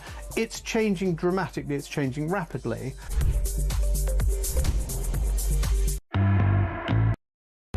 Across the UK, on DAB+, on your smart speaker, on your smart TV, and on your side. This is Talk. Good morning. This is Talk the Home of Common Sense with me, Julia Hartley-Brewer. Sam Armstrong also still with us. Let's get to your calls and your messages, in particular about this, EU surrender deal. We've got a deal that's about to be signed. The UK Prime Minister Keir Starmer is hosting a summit with the European Commission leader, of course, Ursula von der Leyen, and others right now in London. We've done the deal. Basically, I mean, giving away our fishing rights for 12 years, giving away lots of other things in terms of, ECJ, European Court of Justice jurisdiction over various different rules and laws regarding agriculture as well, going to align with the EU. We don't know exactly whether or not there's going to be a youth mobility scheme or not, but what we do know right now is we will be paying for the privilege. So that's nice, isn't it? We're going to be paying into EU coffers. We're going to pay but have no say. Brilliant. Well done, everybody. 0344 499 1000 is the number to call to have your say. Let's go to Ryan, who is in South Yorkshire. Ryan, does this sound like a good deal to you? Can I be honest with you? It's absolutely ridiculous and ludicrous. We all voted out of the EU for a reason. We were bailing out other countries. We were sick and tired of being taken advantage of, sick and tired of being money sent all over to other people coming over doing jobs that we couldn't do. It was an absolute farce. We all voted out because we were sick and tired of it. Now we find out he's got this new deal going through what's supposed to benefit us. We voted out of the EU because we wanted to be independent from the country. We didn't want anything to do with any other country. And yet... Well, we did. No, my thing is, I voted to leave, but I'm very happy to have close ties with the EU. In the same way I want to have close ties with America and Australia. But my thing is, I don't need to have those countries having a say over the laws in my country or anything that affects me and my family or any business I run. I don't see why those countries should have a say. We don't give away those rights to any other organisation or body or bloc or country. Julia, I absolutely 1,000,000% agree with you. Other countries shouldn't be making opinions about how the rules and regulations of our country. We don't do that to any other countries. Why would we? But that's the thing. I mean, if you're going to look, even if you do a deal with Canada or you do a deal with India, whatever, you can't basically just ship stuff into the EU that doesn't obey their rules. That's fine. But most manufacturers in this country don't ship stuff to the EU. So why should we all obey EU rules? We may find we want to keep obeying EU rules, or we'll have higher standards, as we do, for instance, on animal welfare, way higher than EU rules. In which case we can still ship it there, but we keep our higher standards.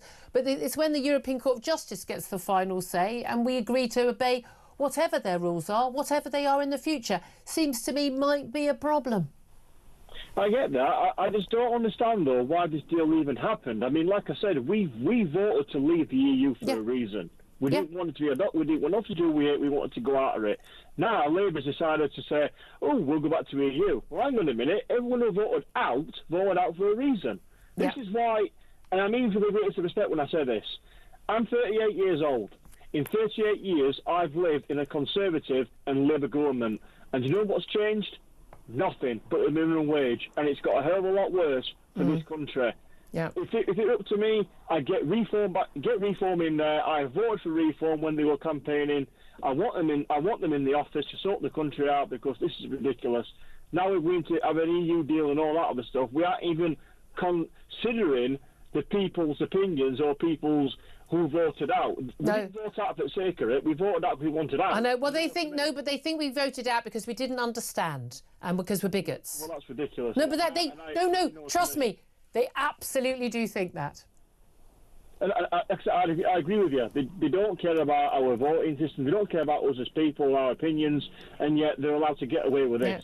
Well, the sooner they get out of power, Labour, the better. I mean, I will. If I had all the money in the world, I would give it to Al Farage, to him to get into the office to sort this whole country out, because I don't believe in Britain anymore. I do not believe in Great Britain anymore. I mean, I'm a British citizen. Yeah. I was born in Britain. I live here. You know what I mean? Yeah. But based on what I've seen over my lifetime, and now this deal, it's just we've been sold out. Ryan, I think a lot of people will feel the same way. Really appreciate your call. Thank you very much indeed. Let's go to Herbie, who is in Harrow. Certainly one of the groups of people that the Prime Minister doesn't appear to care much about is people working in the fishing industry in the UK, because we've given away our rights to fish in our waters for the next 12 years to the EU. What do you make of that? Julia, what a nasty, nasty shock to receive that news this morning, that our country is doomed because we've got some idiot running the country that doesn't care about UK or anything else. Our fishing industry's finished, our farming industry's finished, and does this man care? No. It's time for us to now stand up and unite. I want the fishermen and I want the farmers and I want the people to get together and march against this government at Westminster. We need to take control. This man is destroying our country. We're giving away our rights for 12 years. He has no right to do that. They should be limited to the Tribune office. He does. I hate. Now that's an interesting point. I mean, yeah, exactly. Could that be redone? I mean, that could always be renegotiated because you can. You do have the ability, if you're a new Parliament, to renegotiate deals. That people seem to think, oh, it's done forever. That's not the case at all. You say he hasn't got the right to do it. He does. He's the elected Prime Minister of this country. He's got a massive, massive majority in Parliament. When people chose to not vote Tory or to vote for another party, and therefore the next big party was going to get in, Labour, we knew his stance. We knew he didn't believe in Brexit. We knew he was going to try and undermine it. Why the surprise? Well, no, but Julia, we can't just destroy the country by giving away our laws, by giving away our... They did that for 40-odd years before we left the EU. Yeah, but we should have... We voted to come out of all of that, but nothing's happened. But we didn't know what we were doing, Herbie. Remember? We were all... Apparently, there was a big red bus, and we all got a bit confused, and we were all busy being bigoted, and we were a bit stupid, because not everyone went to university. That's what they think. Yeah, but Julia, I voted not to go in when it was first started in the 70s. Yeah. When Ted Heath took us in under false pretenses again, under lies. You know, it's time for people to wake up. It's now time to revolt against this government. We can't let them destroy this country. Look, the illegals have got a mate in number 10 by coming over here and doing what they want to do because he does nothing. He doesn't arrest anybody. Your previous message earlier on about the illegal immigrant that came over here. You know, for God's sake, how much more can we take?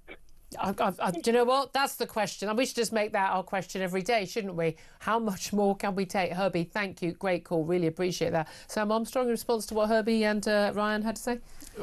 People are furious, but I hate to break it to everyone, we have got 3 or 4 years left with more of this, and if Reform and the Conservative Party cannot get their act together, if there cannot be either one party breaking through and knocking the other one out, or the two of them coming together, the reality is, if Keir Starmer can get back his vote share up to 30%, and it's not difficult for him actually, he just needs to squeeze the Greens and the Lib Dems, etc., I feel we could be looking at 10 more years of this, and then there won't be a Britain left. What? I mean, literally, there won't be a Britain left. Will the last left. one here shut the lights off? Yeah, absolutely. 11:37 is time. Love to hear your thoughts on that. 0344 499 1000. Up next, we are going to be talking about prisoners could be told to fill potholes and clean bins under government plans for review of sentencing. Love to hear your thoughts on that as well. We'll be talking to Danny Shaw about that. This is Talk, the home of common sense.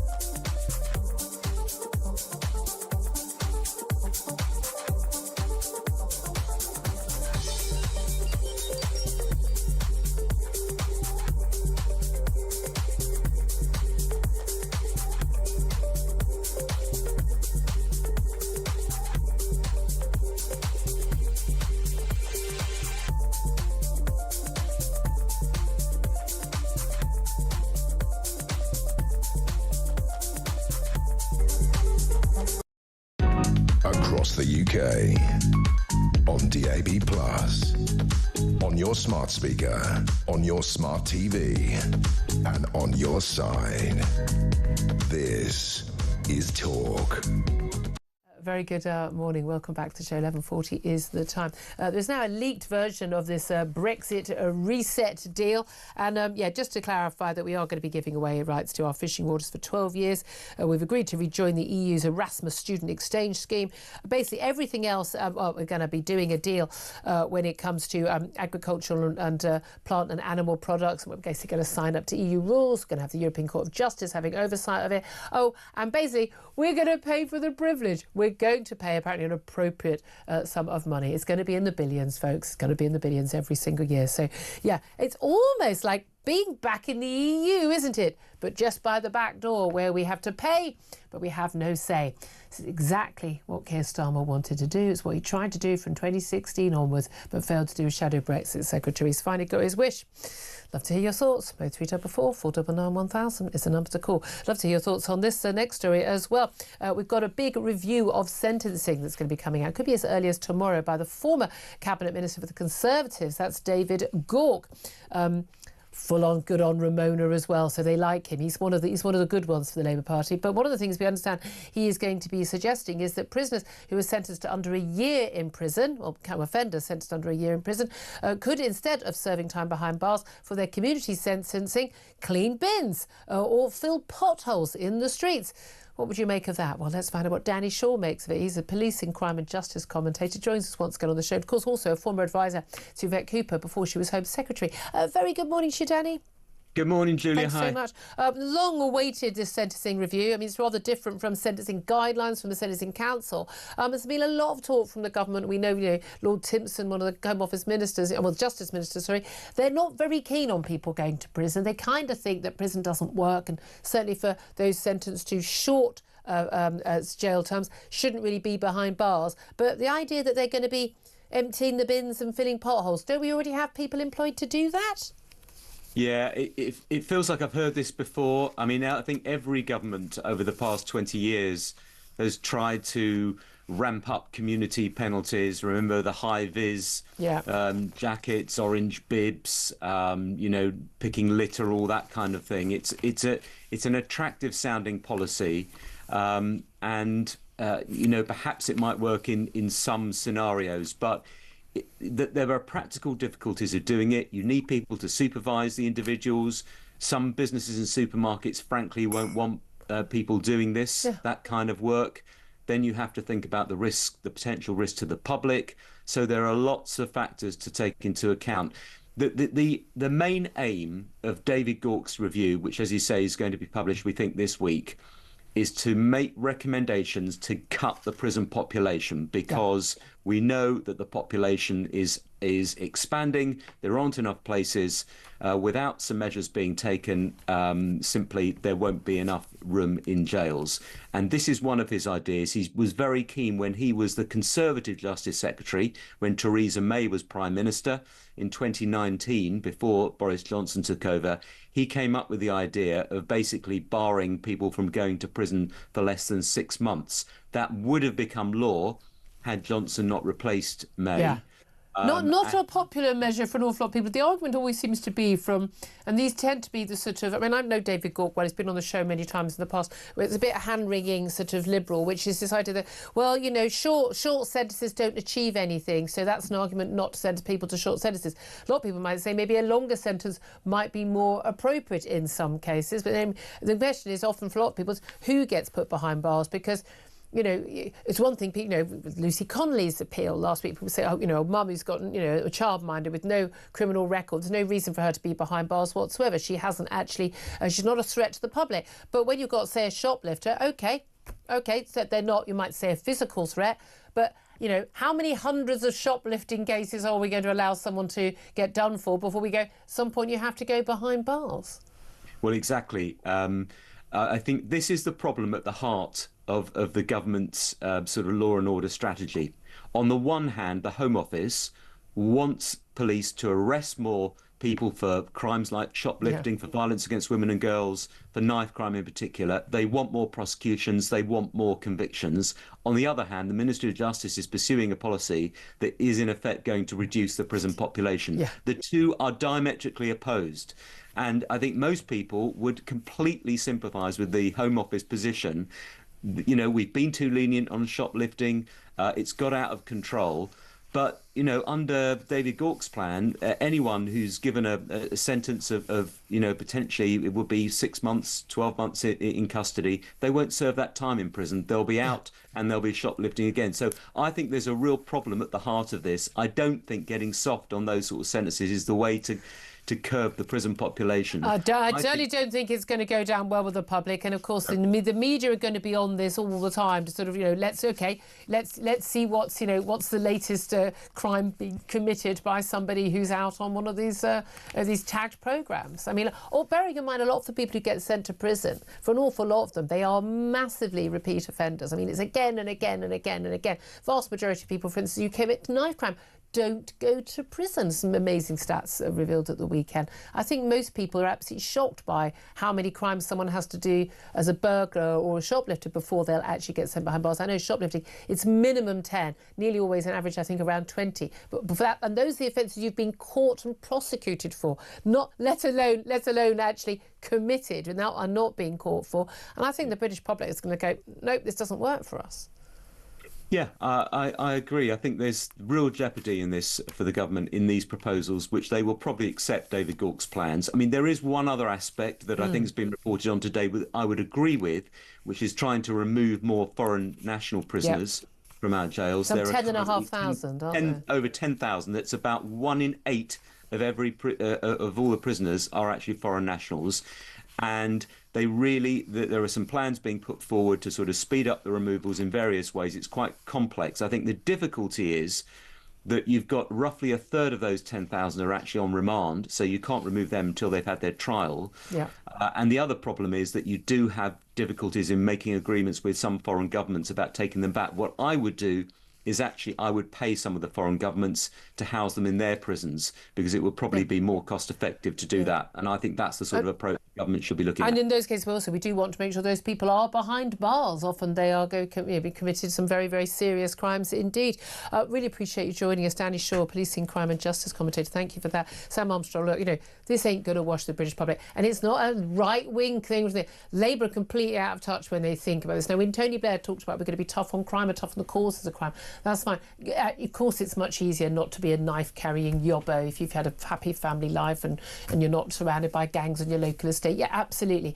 But at the end of the day, people think that criminals should be deterred, they should be punished, and they should be locked away. They think it for good reason, Julia, because these are dangerous and violent people. Now, they're going to come up with some nonsense about how everyone that's magically dangerous is going to be excluded from the scheme. Just remember who got released last year. One was Jason Hoganson, 53 years old. He was in prison for harassing and assaulting his ex-girlfriend. He was released early from prison under Keir Starmer's scheme. He went immediately back to her house, beat her again, harassed her again, went on the run, and I think he later died. But these are the kinds of people we are letting out. Well, those people we're letting out because we've got space. And the idea of this new sentencing policy is that we don't put them behind bars in the first place because we haven't got the space for them, because we're trying to build more prisons, but even the prisons we're building aren't going to be enough. Well, we found 500 spaces magically, mysteriously after the riots last year, and last Thursday I spent the day sat in the Court of Appeal watching as Lucy Connolly was there in tears, crying. A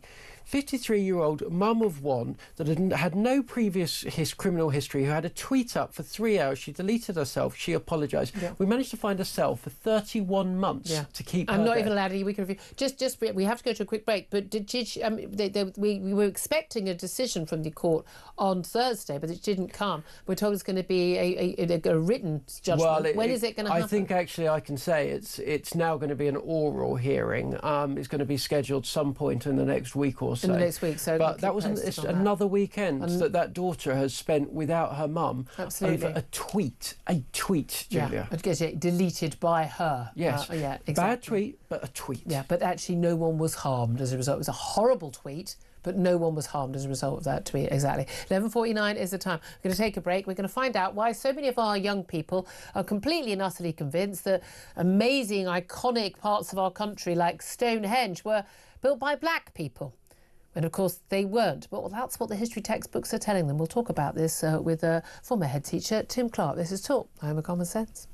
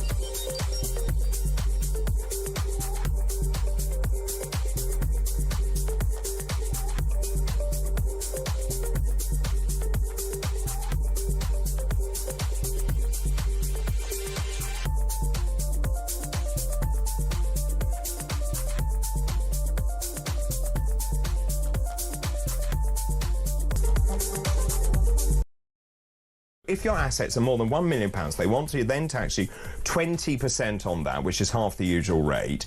And we know what happened. Tractors in Westminster, actually farmers absolutely in floods of tears, particularly older farmers actually, because they just don't know how they're going to continue farming.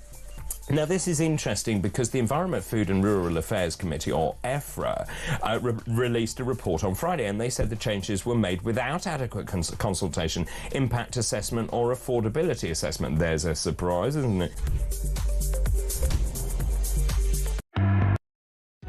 Across the UK, on DAB+, on your smart speaker, on your smart TV, and on your side.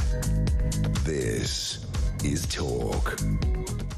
Very good morning. Welcome back to the show. 11:52 is the time. I'm Julia Hartley-Brewer. Sam Armstrong still with me. Delighted to be joined now by former head teacher Tim Clark. Very good morning to you, Tim. Morning, Julia. Good to see you again. I really should say Mr. Clark. It's head teacher. I think we should. Mr. Clark. Hello, sir.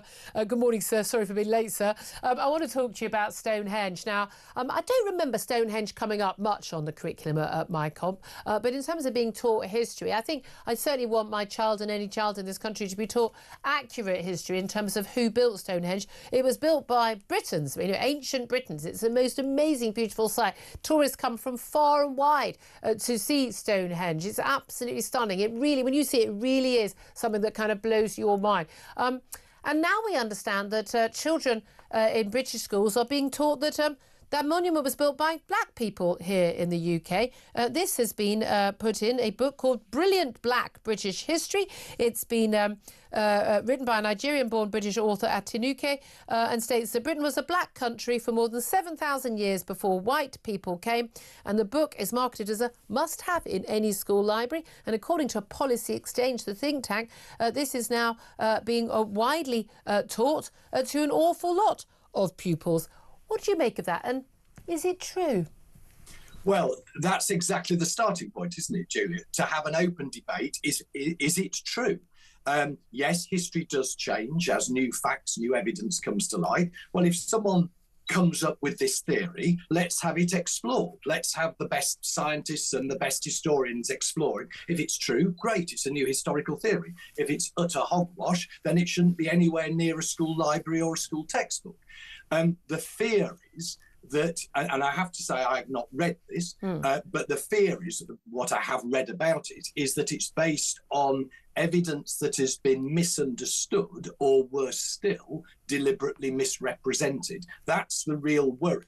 But if someone wants to come up with a theory, let's discuss it in the open. And as I say, if it's true, it's true. If it's not true, let's forget it. And we have this, don't we? I did history A-level, it's revisionism, and, again, after wars, for instance, it's the winner who writes the history, and then it can be revised later, and you get some different perspectives, absolutely. But the thing is, what's interesting, this report by Policy Exchange says that 83%, so 8 out of 10 secondary schools have changed their history curriculum to, quote, decolonise the curriculum. Explain to us what decolonisation of history curriculums mean. Well, it's not just the history curriculum, it's the English literature curriculum, it's the science curriculum, the math curriculum. The concept basically is that our policymakers want our curriculum to represent the vibrant multicultural country that we are. And of course, there is a place for that. But the difficulty is that the danger is that you then forget everything that happened in the hundreds and hundreds of years before Britain became a multicultural country in the middle of the 20th century. And some people won't like me saying, but there's no doubt about it. Before then, Britain was dominated by dead white men. That is a fact. That is our I don't even know why you feel the need to put the proviso. It is a simple matter of fact that we are almost entirely a white country until about 30 years ago. Absolutely. And you see, there's a current review going on of the national curriculum by the current government. In my view, very worryingly, this is being rushed through. There's been no open consultation. There was a 2-month period where people could submit evidence, but only 7,000 people did. That's out of 500,000 teachers, 9 million sets of parents, higher education, business, enterprise. It'll be the activists who get in touch. Absolutely. And the DfE has stated that the new national curriculum is to be relevant. Oh. Well, what is relevant? Oh, God, it'll just be rap instead of Shakespeare. That's what it always ends up being. That's the thing. But it's interesting, because I want to pick you up, because you said, we're a diverse sort of multicultural country. No, I don't want us to be a multicultural country. I want us to be a British country. I'm happy for it to be multiracial. I think, race is completely irrelevant. I want it to be not a monoculture, but certainly a clear, dominant culture that is shared by everyone. So you can have your little bit if you come from Italy, a little bit of Italian culture, a bit of Nigerian culture, a bit of Jamaican culture, a bit of Palestinian culture if you want. But the dominant culture needs to be British established culture, our values, our cultural traditions and the like. And that seems to me to be what the vast majority of people want. By the way, previously, people of any race. And I think the confusing the multiracial and multicultural has been the issue, because you're kind of basically saying anyone of different colours as a different culture. And that shouldn't be the case. And that's the problem, is this idea that anything that happened when we were largely a white country was bad, and now we're a good country because not everyone's white. That is quite a message to tell young children.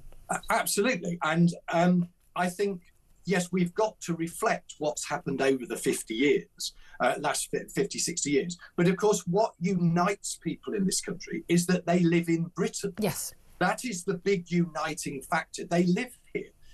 There is a medieval church in practically every town and village. Yeah. That is part of our culture. Yeah. And of course, that's what we should stress. I say not exclusively. We don't want the danger of producing sort of xenophobic nationalists. No, but we don't. Need people to understand. But again, one of the things Policy Exchange looked at was, what topics kids were learning in history, and virtually every school covers slavery and covers the Industrial Revolution and stuff. Kids are learning about this stuff. I mean, the biggest problem, I think, is we're the only country in the world that teaches our kids that we're a bad country, our history is bad, our culture is bad. We are intrinsically wrong and evil and have done bad things. No other country does that. But and linked to that, Julia, is also this problem or this mindset that if you study something, you agree with it. I mean, for years, schools have been scared about teaching the British Empire. Yeah. Well, to teach the British Empire, to teach that Britain ruled a quarter of the globe and practically every ocean. That isn't passing comment on. No, it's an established fact. Again, also, but what you should do is teach more about the other countries that had big empires and say, yeah, maybe Britain wasn't such a bad colonial power as others. So good to talk to you, Mr. Clark, Tim Clark, former head teacher. Thank you very much. Time's against us. This is Talk.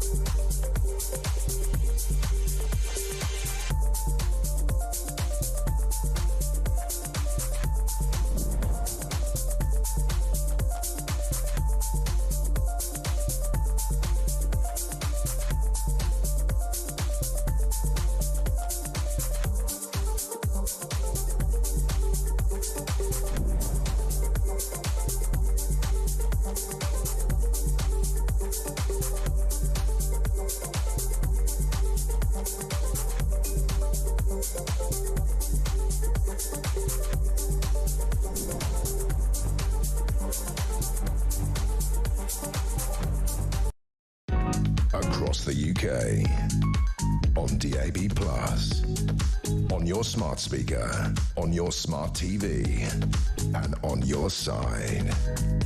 This is Talk.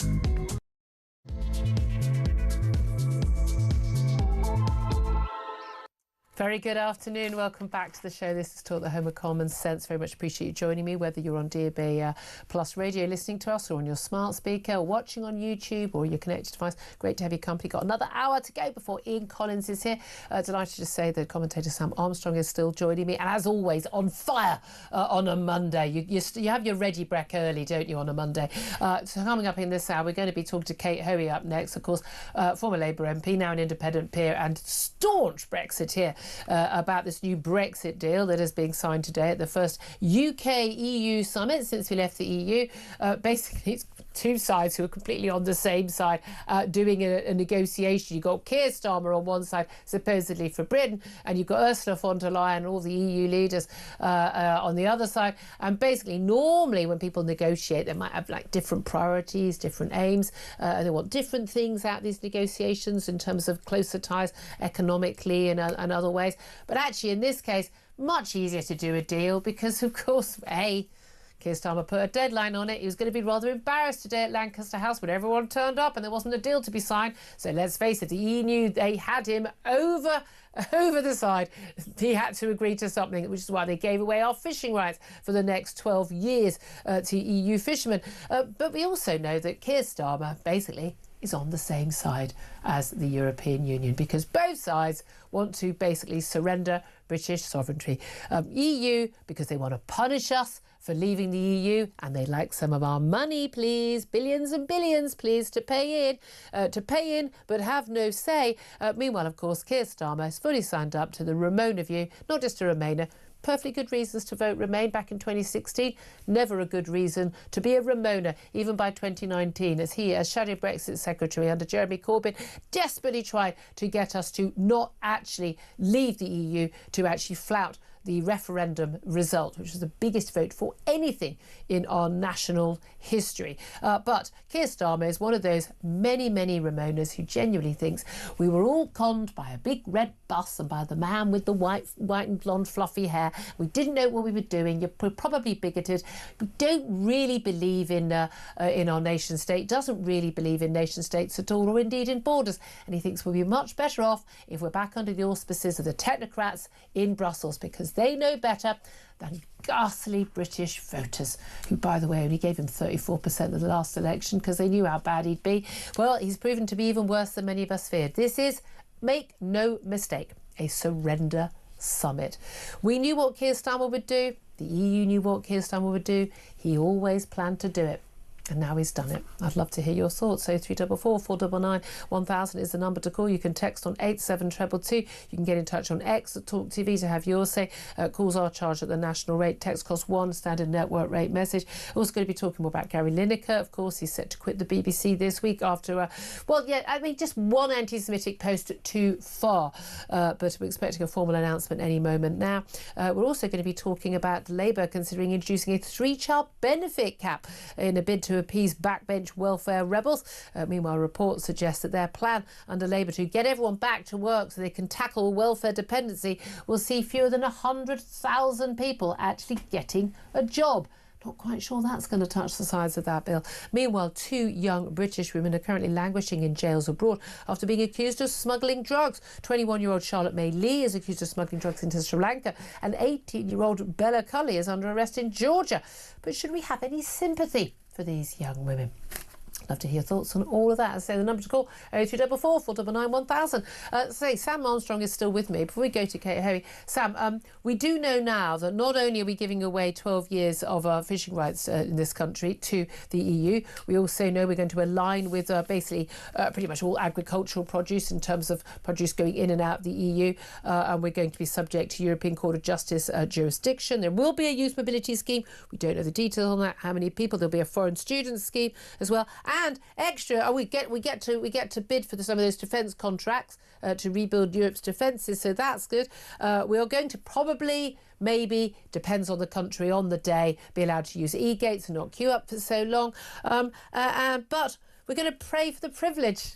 We're going to pay into EU coffers for the privilege. What a great deal for Britain, Sam. It's literally every time with this guy. You know, we'll give you a set of islands and we'll pay you for the privilege. We'll give you all our fish and we'll pay you for the privilege. I tell you what, I want to go and get into some kind of negotiation with Keir Starmer. Can you give me something, please, and just pay me? I would love to be a car salesman or an estate agent selling him a car or a house, because, oh my God, you're just going to go ka-ching. What is wrong with this guy? Like, it's literally, it's like he's the kind of schmuck in a film that's kind of negotiates with someone and the price goes up and he says yes. It's kind of crazy. He tries to get the price down, it just goes up. Yeah. These people are laughing at us with the butt of the joke, and we are the ones that are going to get done for it, though. Absolutely. That's our taxpayers' money that's going into the EU. And for what? It's time and time again, they're cutting money for pensioners and they're giving it to other countries around the world. That's what this government is doing. It's wrong and it needs to stop. But it ain't going to stop, because honestly, the Labour backbenchers, he's got millions of MPs. He'll be fine. Listen, we're going to go to Kate Hoey. Just want to confirm, though, the BBC has confirmed that Gary Lineker will leave the BBC after match day, actually on Saturday, following his now deleted Instagram post criticised as anti-Semitic, because it was anti-Semitic. The statement from the BBC that he wrote in the statement, sorry, I recognise the error and upset that I caused, to reiterate how sorry I am. Your thoughts on that? Give us a call. 0344 499 1000 is the number to call. Right now, let's go to Baroness Kate Hoey, waiting patiently on the line. She's an independent peer, former Labour MP, and, of course, staunch Brexiteer. Very good afternoon to you, Kate. Good afternoon. Well, I think, Julia, that last announcement's about the best news of the day about Gary Lineker. It doesn't make up for all the awful things that are happening, but it's good news. Yeah, absolutely. I'd rather he just didn't think it. I'd rather have him on the telly doing really good football punditry, but he didn't have all these horrible views. That's what I'd like. I don't want him cancelled. I just don't want him to. I don't want him to be down that rabbit hole where he's under the illusion this is the only war that's ever been fought.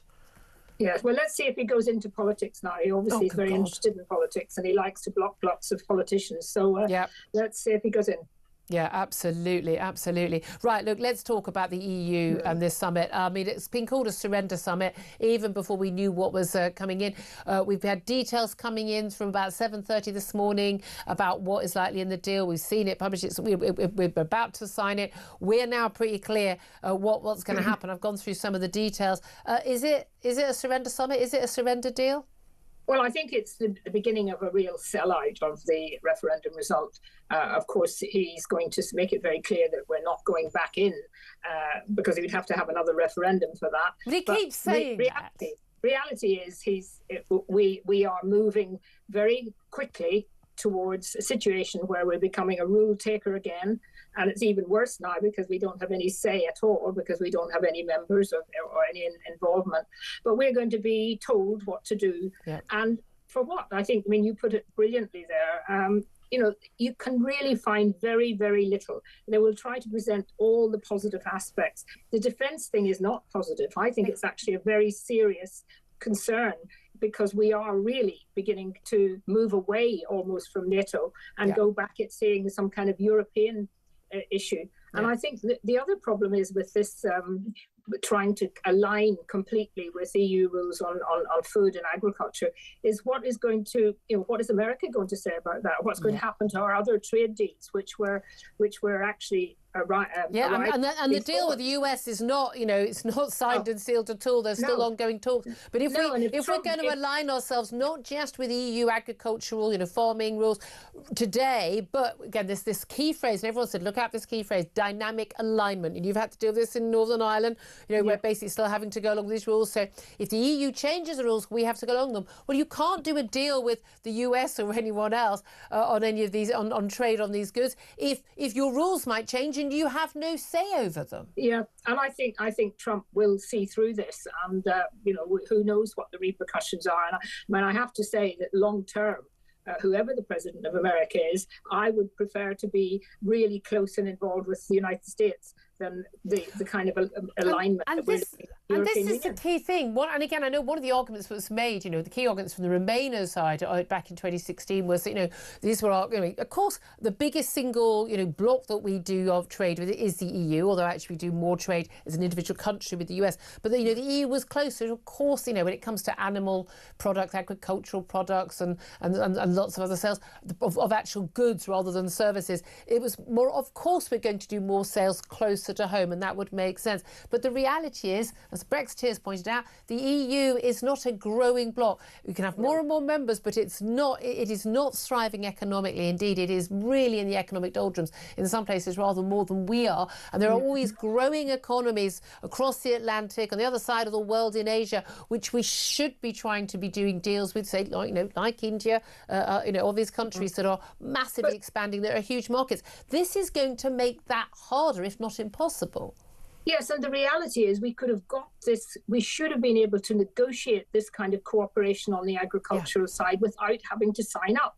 I don't know who's been doing, well, I do know who's been doing our negotiating, and it's the same people who did it last time, only for a different government. And I mean, the Conservatives shouldn't get off the hook on this, because of course they allowed a lot of these things to happen. The fishing thing originally was shocking. And I mean, I just feel so sorry and angry at now what is happening to the fishing industry, just like they're trying to destroy the future for young farmers in the future because of the inheritance tax. Yeah. This is now going to really destroy the future of many of the young fishermen who were hoping that at some stage they would get back control of our own water. I mean, that was one of the key things. I mean, we know it was a real sticking point, the French and the Spanish, but particularly the French. This has been a massive sticking point. We've just given in. But they had Keir Starmer over a barrel. He arranges a summit. There's going to be this announcement. We're negotiating the deal. And they're like, well, we want 12 years. But what's he going to do? Otherwise, he's going to turn up to a summit and he's not got a deal. They had him over a barrel. The man couldn't negotiate his way out of a shoebox. I know, but you see, he loves being on the stage, doesn't he? He loved that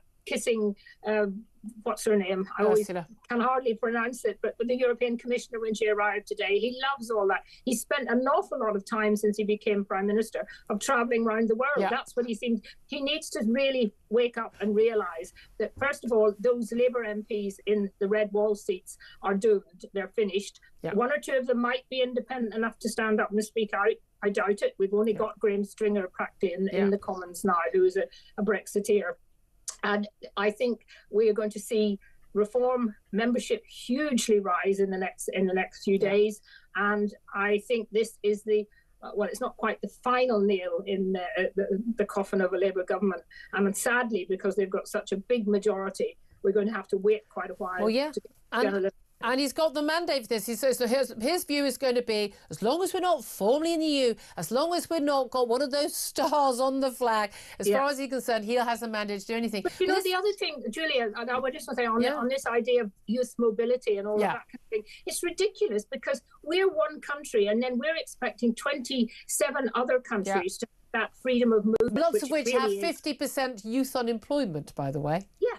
Yeah, and they're going to love it to come from Bulgaria, Romania, places like that. There will be, and this is the sort of thing that just makes Keir Starmer look silly because last week he said he was caring about bringing migration down, and then today this is likely to be announced, and we won't get the detail. I don't think we'll get the detail of an awful lot of this, and it really is up to good journalists from all newspapers and media to analyse it. But you know as well as I do how many of journalists, particularly in broadcast media, actually, I just think this is a great thing. They're all in favour of this. Now, they're all very excited about, e-gates, passport gates. And it is a pain in the backside. And it is very frustrating. You arrive somewhere in Europe on a holiday, where most people go on a holiday from here, and you arrive, and then you watch the 5 people who've come off your plane who are EU nationals, and they've got 5 different customs officers, and they go through, no queue whatsoever, and you're standing in a queue with 200 Brits. Now, the thing is, the reality of that is that's not a requirement of Brexit. Individually, you countries have made their own decision. Individual airports often.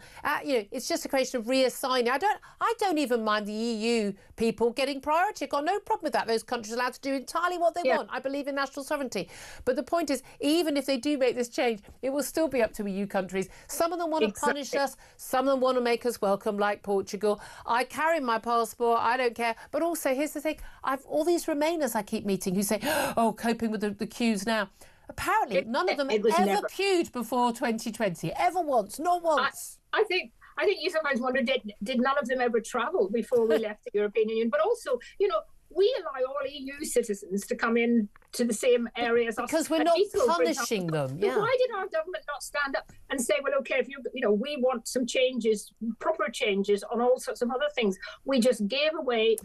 I'll tell you what it was. There was a view, and I agreed with this view from Boris Johnson, which was actually, look, now then the bitterness is all gone. We've done the deal, and the deal wasn't perfect, but it was basically all he could scupper together quickly after the horrendous hatchet job that Theresa May had done after promising to stand by the Brexit deal, which of course she'd campaigned, didn't really turn up, but had voted against.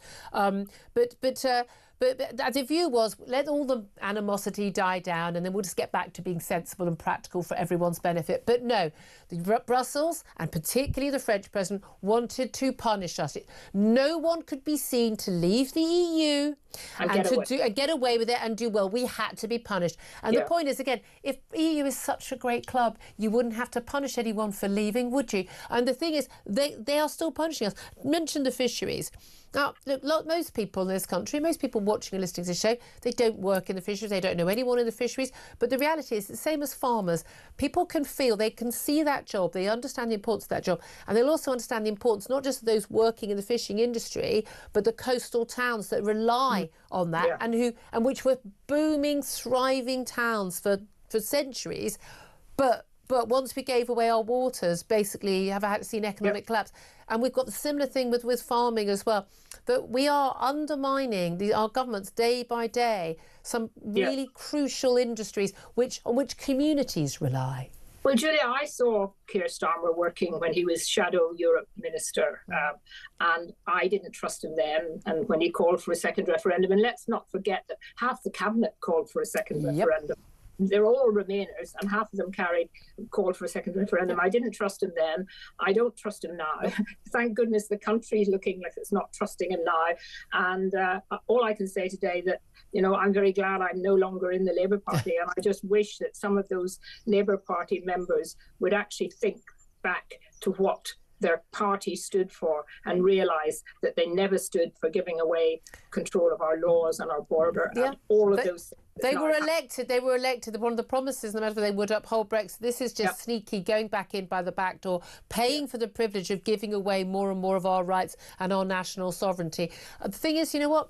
They will pay for it because the British people won't put up with it. I know so many people who voted Remain, thought that Brexit was the wrong decision, but voted for Boris Johnson in 2019 because he said he would get Brexit done. And they'd never voted Tory before in their lives. Their view was it was so wrong that people had tried to stop the enactment of that vote.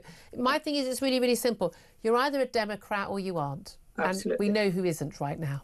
Absolutely. I mean, and it's certainly not Sir Keir Starmer, our Prime Minister. And sometimes you genuinely feel, and I have to say this carefully, but I genuinely feel sometimes he's more interested in the European Union interests than he is in the British interests. I don't think that sometimes. I think that all the time. It's our only area of difference there. Baroness Kate Hoey, you've been a fantastic Brexiteer. Always appreciate you coming on the show. Always speaks it like it is.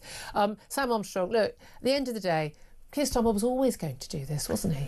Yeah, but do you know what? I look at Kate Hoey and I hear her talk about Graham Stringer, and I'm sad. I've never been a member of the Labour Party, never supported them at all. Oh, that would be fun to watch, though. Indeed.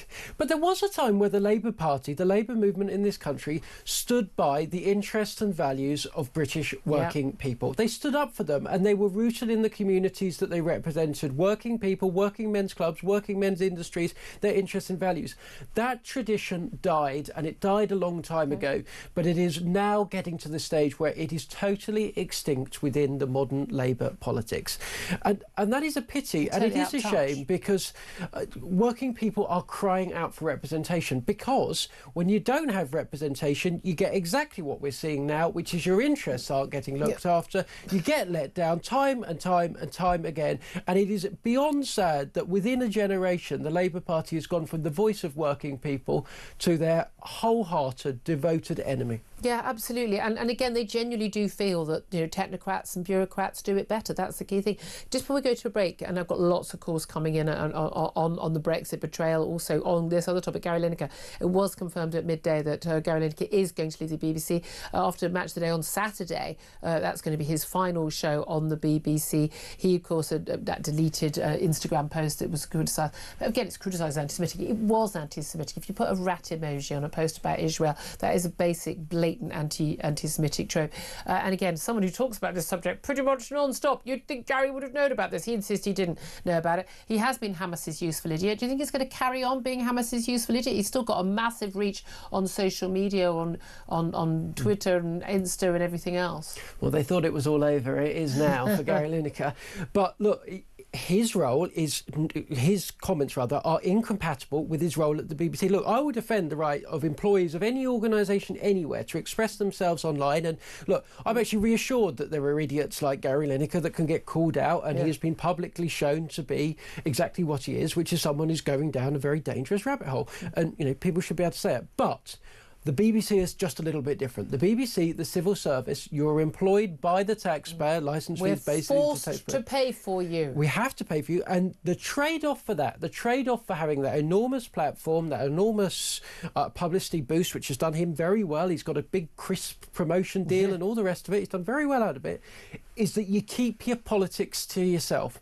Gary Lineker, that's just the deal. It's like being in the royal family. It's part of the deal. It's just, he's flagrantly breached it. And do you know who I feel very sorry for? It's actually the ordinary BBC staff that try to uphold that tradition, try to uphold the policy, that go into work every day, have to report faithfully and accurately on views that they think are idiotic, never get the chance to mouth off to say what they like. And somebody like Gary Lineker thinks because he's too important, because he's too big of a name, that the rules don't apply to him. It's unfair, it's not right, it's arrogant, and I'm glad that he's been turfed out. Well, I mean, I want him to stay, but only doing football punditry, which he knows about, and then zip it on the stuff he doesn't know about. And I'm standing by this. I don't think he was turfed out for an anti-Semitic tweet. I think he was turfed out for an interview where he criticised the new boss of BBC Sport, saying he had no TV experience. Genuinely, I think the BBC care more about that than they do about anti-Semitism, because BBC is now, let's be honest about it,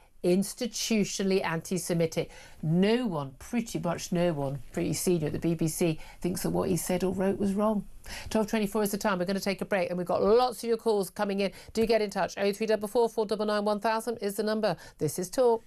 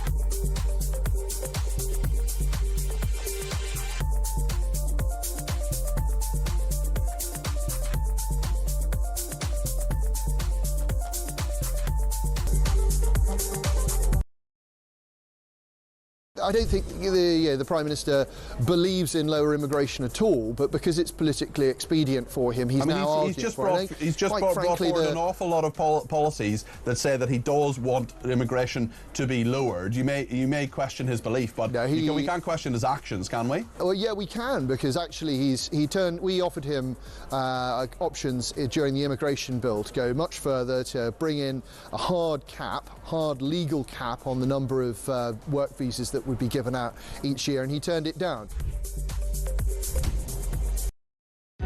Across the UK, on DAB+, on your smart speaker, on your smart TV, and on your side. This is Talk. This is Talk, the home of common sense, with me, Julia Hartley-Brewer. Sam Armstrong also here. Lots of calls coming in. Feeling very strongly about the EU and the Brexit betrayal. Certainly, let's get some of your texts and tweets on that, first of all. Pamela says, everything Keir Starmer has done in less than a year receives nothing in return. It's baffling how he's able to carry on as PM as well as the majority of MPs. Tim says the guy is ruining this country daily, backtracking, lying and not caring about democratic results. He's become a dictator since winning the 2024 election. Or he's not a dictator. I wouldn't go that far. Leanne says, I can't get my head around those 12 years of access to British fishing waters. I thought it was a fight over 4 or 5 years. Then comes out that he's given away 12 years. It's just crazy. Nick says he's letting pensioners freeze and put up all our energy bills. This let's go with it, it's bloody net zero, only to sign a deal with the EU, whose fishing fleet contributes 4.8 million tonnes of carbon to climate change every year. Probably a lot more than that. We're being scammed and shafted. Questions now need to be asked. Lots more messages coming in on that. Let's get to Ian, who's on the line in Bridgend and wants to have his say on what you're calling the Brexit betrayal. Good afternoon to you, Ian. Oh, good afternoon, Julia. Nice to speak to you. Nice to speak to you. I'm just thinking all the discussion. Let's not forget, the supposed Brexiteer Rishi Sunak and his campaign, really, to make the Tory party unelectable. And that's what let Starmer in initially. We all knew what Starmer was going to do. Yeah. Stephen Kinnock and his ilk, you know, they've always been on about dynamic alignment and the rest of it. So, no, I mean, they've not really made a secret of it. I mean, I'm not surprised by any of this. Indeed. No, we could all see it, particularly here in Wales. You know, Stephen Kinnock hasn't done himself any favours. I think he's on the rack come the next general election down in Batalba, the way he's betrayed us with the works and so on. But and I'm sure, you know, Starmer now with all these young European men coming out, he's going to have his fire insurance policies, I think, isn't it? But there they are. We'll end up paying for that as well, won't we? We will end up paying for all of it. I mean, do you think it is actually a full-on Brexit betrayal? Yes, it is, you know, and everything will be chipped away. It's interesting, you know, they deal with Trump. It's just a heads of agreement, isn't it? You know, there's nothing in detail. With India, I believe, isn't it? So, he's definitely betrayed us, but we knew he was coming. Yeah, I mean, everyone knew the deal. I mean, again, when he says he was not actually, he'd always respect Brexit. I mean, wink, wink, wink, wink. Thank you for that. Let's go to Dale. Now, Dale, he's in Somerset. Dale wants to talk about Gary Lineker. It's finally been confirmed in the last half an hour. He is leaving the BBC. Saturday is his last match of the day. What do you make of that decision? Well, I'm disappointed the police aren't knocking on his door, to be quite honest. Oh, what? Over the anti-Semitic post? Oh, yeah. I mean, it was anti-Semitic. Yeah, he was anti-Semitic. He should be taken up in the court and he should be put in prison. I think is, if it was the equivalent of something about black people, let's just say it was like a gollywog emoji or something like that. I bet you anything. Oh, the great and the good would be horrified. But because, let's face it, a lot of people at BBC and an awful lot of the media, they don't think he's done anything wrong. The great and the good are fine with it. Money talks. It's as simple as that. He's got a big name and everything else. He's a disgrace, really, to this country, in my view. As I say, he should be locked up. There's a woman who did it, and she did exactly the same as him, exactly the same. Apologised for it, took it off the internet.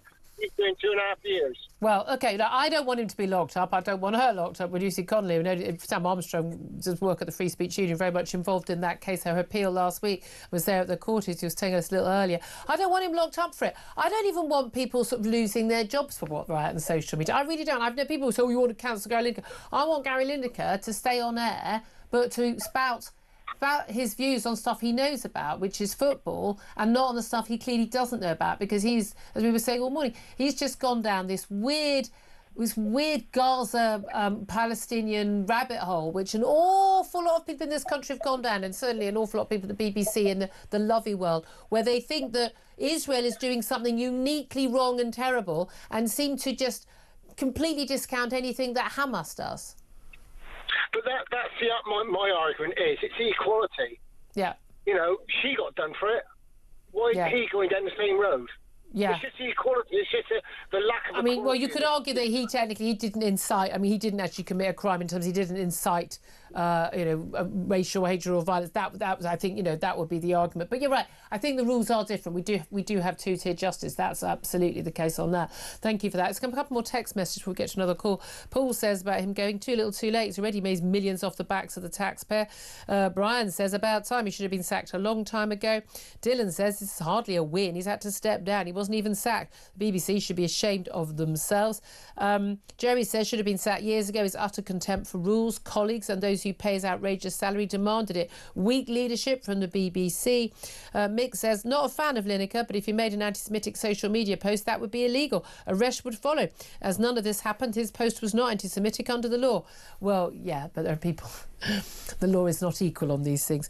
John says he should have been sacked years ago and prosecuted for hate crimes. The BBC are a disgrace. Jane says he was paid too much by the BBC. Because of this, he thought he was better than anyone else and didn't have to play by the rules. Why let him quit, says Zia. He should have been sacked. Charlie says he's gone, thank goodness. Now on to the next highly paid BBC troublemaker. This is the thing. I don't want to join in that cancel culture thing. I really don't. I don't want people losing their... I want people to be able to have their freedom of speech. The only constraint on you, if you're a BBC employee, you're a star or you're working in the news or politics, you don't get to talk about controversial political issues, party politics or anything like that, because the BBC needs to maintain its neutrality. I don't think that's a big ask. It's literally in your contract. It says it in your contract. So I don't know why that's so complicated. Anyway, let's get back to Brexit. It's a Monday, got to be. Georgina's on the line from London. Hello, my love. Hello, my darling. Always good to talk to you. We have the lovely Sam Armstrong as well. I wish he was with me. Form that boy. What Listen, a wonderful can I just boy say, he is. the camera wasn't on you. The smile, the beam on his face when he heard that from you. Always so wonderfully turned out as well. He's a credit to us. He really is. Oh. Anyway, back to Keir Starmer. Yeah. Oh, my goodness, I'm fit to implode. Keir Starmer is a political Ramona vampire sucking the very life out of this country and its hard-working indigenous inhabitants. The disadvantage of an EU alliance far outweighs the advantages. We had a democratic vote for Brexit to take back control of our borders, our money, our laws, and our sovereignty. Remember, the whole world copied our judicial system, Julia, and now we have to go cap in hand to the EU before we contemplate political movement. Yeah. By doing this, Starmer has indeed surrendered this once great island by waving the white flag and handing us back to the EU on a plate. This is ringing the death knell for our fabulous fishing and our wonderful farming community. It sold the very soul of the body of Britain. He has given no clarity of the cap of students, and I say that very loosely. He will be allowing free movement in our country, or how long they will remain. He is, in essence, legalising illegal immigration. This is he's trying to blindfold us, the British electorate, so we don't know what he's up to. Well, Mr. Starmer, some of us have 2020 vision, and we could see and anticipate your political backdoor dealings with the EU. We knew what you were up to. It just goes to show, when is a democratic vote not a democratic vote when you have a Labour government, Julia? Right. Can I just say, Georgina, I've said it before and I'll say it again, how do you not have our show? How does Georgina not have a weekly show on this stage? Come on, everybody, right into the boss. Georgina, always a pleasure. Don't need to say another word on that one. 12:35 is the time. Up next, we're going to be talking about Labour getting in trouble with their backbenchers over their benefit cap, and a Labour job scheme going to tackle welfare dependency. It's actually only going to create a few tens of thousands of jobs. And we're going to be talking about Brits getting arrested abroad on drug smuggling charges. 2 young women currently being held in jail in Sri Lanka and in Georgia over drug smuggling charges. But should we feel sorry for them? We'll talk about that up next. This is Talk.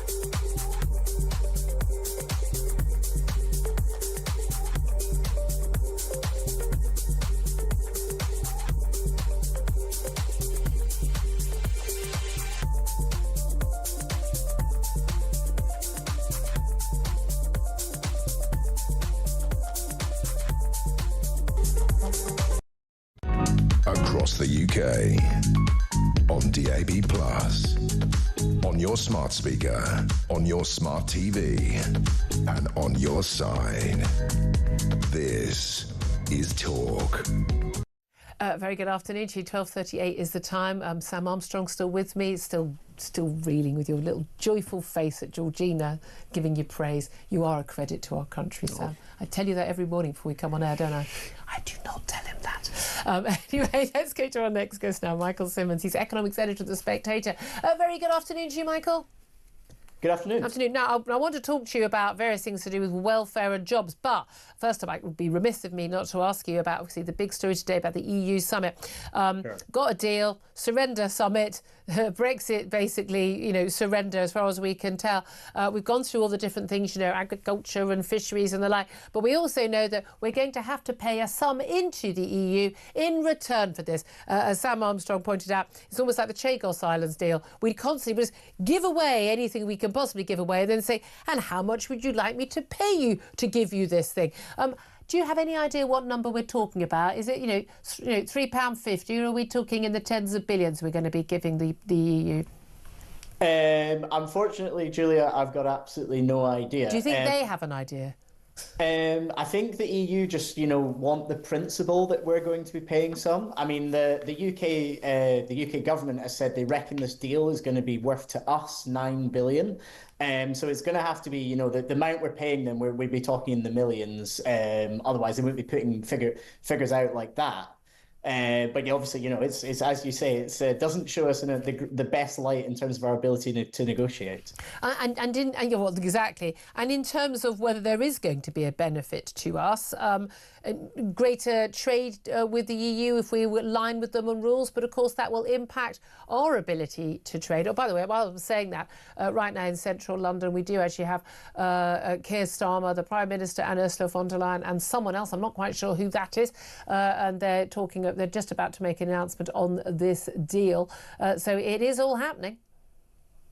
Yep, it's all going on now. The estimates they're putting out suggest it's actually worth like twice as much as the India deal. But with any sort of trade deal, it's about what they're promising in the future. And if you're boring enough to actually read the text of the details, so much of it is, we'll get a future agreement on this and we'll talk about this. So it's more about sort of what goes there and how much further Starmer feels he can push it politically. Yeah, I mean, that's the weird thing, isn't it? When you say, got a deal, even the same with the Trump deal, that phone call we had the other week with him, that sort of, we've got a deal, we're going to agree. Once you've kind of like booked a summit or told everyone you've got a deal, they kind of got you over a barrel. You kind of have to agree to things at that point. Yeah, absolutely. And with every deal we've done 3 deals now, I'm sort of staggered by the cons of it. So with the India deal, the immediate reaction was about the national insurance giveaway. And with this deal, all the focus is on fishing for, obvious reasons that you've been discussing. And I think if Number 10 were a bit smarter, they could have, there was a way to trail this to say that the fishing industry is still protected. The fishing industry is a tiny part of our economy, et cetera, et cetera. But they've just done none of that. And yet again, they've got no control over the headlines. Yeah, indeed. Well, we shall wait and see. By the way, I've just found out who the third person is on stage who's speaking now. It's an Antonio Costa, the President of the European Council. There. Isn't everyone happy to know that? Look, let's talk about what's going on back here as well, because, look, there's going to be a lot of trouble for Keir Starmer from, pretty much everyone in the opposition, apart from the Lib Dems and Greens, who'll be, just orgasmic with joy at this, although it won't go far enough for them, but over this EU deal. But he's facing a lot of trouble on his backbenches. In particular, we've got Red Wall MPs. They may not be happy with this because they know it's going to go down very badly with a lot of their voters who did vote for Brexit and voted for Brexit to be got done by Boris Johnson in 2019. But he's also facing a lot of trouble on the left of his party over things like the benefit cap and bids to sort of basically get people off welfare and into work. Not that I think he's actually going to achieve this anyway, but there's some talk about, he said he was going to stick by the 2-child benefit cap. Very unpopular on Labour benches. There's some talk about moving to a 3-child benefit cap. Can you explain what that would mean? Well, I'm honestly staggered to hear this. We've had loads, as you say, in the last few weeks about how they want to water down things like the fuel payments and what they've done on on benefits. And like simply, you know, the cap just means that above 2 children, you're not entitled to more child benefit or other benefits related to how many children you have. And to up that by 3, or up that to 3, potentially has a staggering effect on like the fiscal position of Britain. We already know that health-related benefits, for example, are going to hit 100 billion or near 100 billion in 5 years' time. So this just adds on to a bill that's already totally unsustainable. Yeah. And the worst thing is it's really hard to predict because, you know, I think part of the reason they feel safe about it right now is the birth rate in Britain is low. So the number of families, number of couples and mothers that are likely to have sort of 3 or more children is going down. So they might think it's not a problem, but that's a heck of a gamble, given, you know, how expensive these things could be. But there was also an issue. I mean, it's actually immigrant families who are having more children. As you know, it's 1 or 2 in most non-immigrant families these days. And you know, again, it's very, very simple. You can have as many kids as you want. Just don't expect me to pay for them. Would be my response. And again, if you're already on benefits and needing to, and it's this only, you know, this is affecting the crucial impact, financial impact, is people who are on other benefits and haven't got a proper income. If you can't afford to feed the kids you've currently got, maybe don't have another one. I mean, I don't think this is an old-fashioned idea to most people. But what's also interesting, again, moving it to a 3-child benefit cap, they'll still find people they think this is terrible affliction to. But again, if you've got 4 kids or whatever, then maybe dad should be getting a job. But at the same time, there's lots of talk about getting people off welfare, getting people into jobs. Sure. But a new analysis of a plan to get people back to work. Labour's Back to Work programme has got a detailed assessment looking at how they're going to basically cut welfare by getting people back into work, which is the aim. They reckon fewer than 100,000 people will actually get jobs through the Back to Work programme. It's a full assessment to be published by the Office for Budget Responsibility, the independent body within government. And so it's not actually going to achieve what he says it's going to achieve. This is going to be one of the big issues in the next election because these numbers are unsustainable and there's no real urge on Labour's side and total failure on the Tory side when they're in government to say to people, you can't claim benefits, you're going to have to go and pay for yourselves and get a job.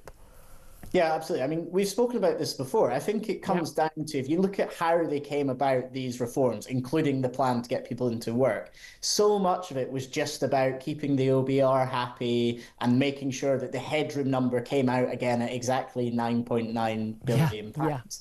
And if playing with numbers, Exactly. And if you make policy like that, like this story suggests, it's not actually going to make a serious difference.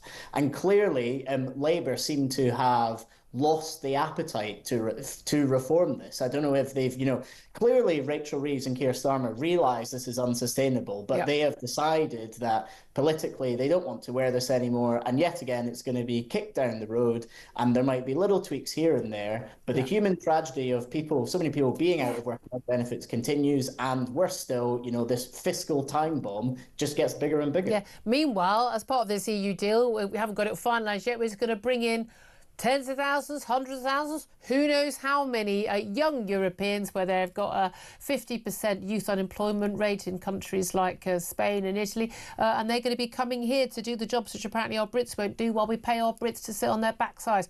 I can't see anything going wrong with that at all, can you?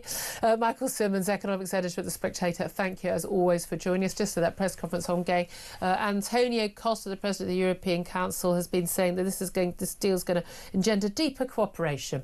Oh, good. And he says we must be guardians of rule-based order. I don't know what that's in relation to, but there we are. Sam Armstrong, just coming back to this idea of getting people off welfare, not paying people to have more kids when they can't afford the kids they've already got, and getting people back into jobs.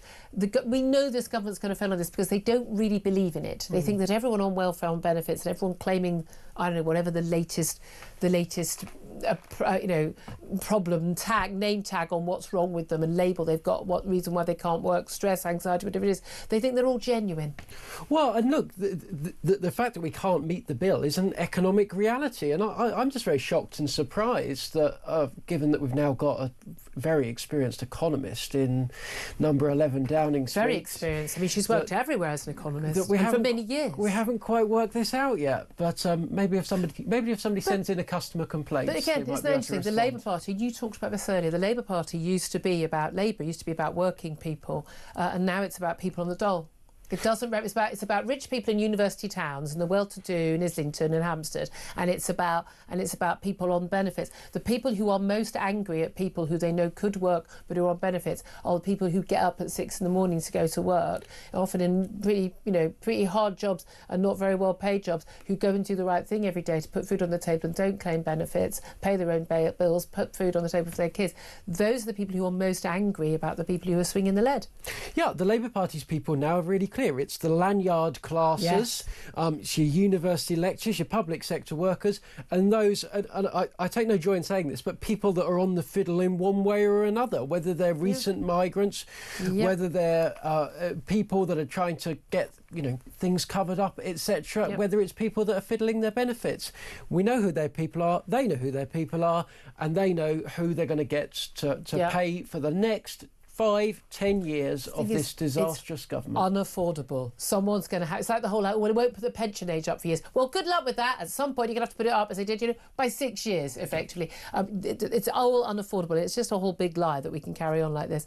At 12:49 is the time. We're going to take a quick break. Up next, we're going to talk about 2 young British women are among many, it appears, Brits who are languishing in foreign jails accused of smuggling drugs. But should we feel sorry for them? We'll talk to Chris Stacey, who's the Chief Executive of Prisoners Abroad, about that. Up next, this is Talk.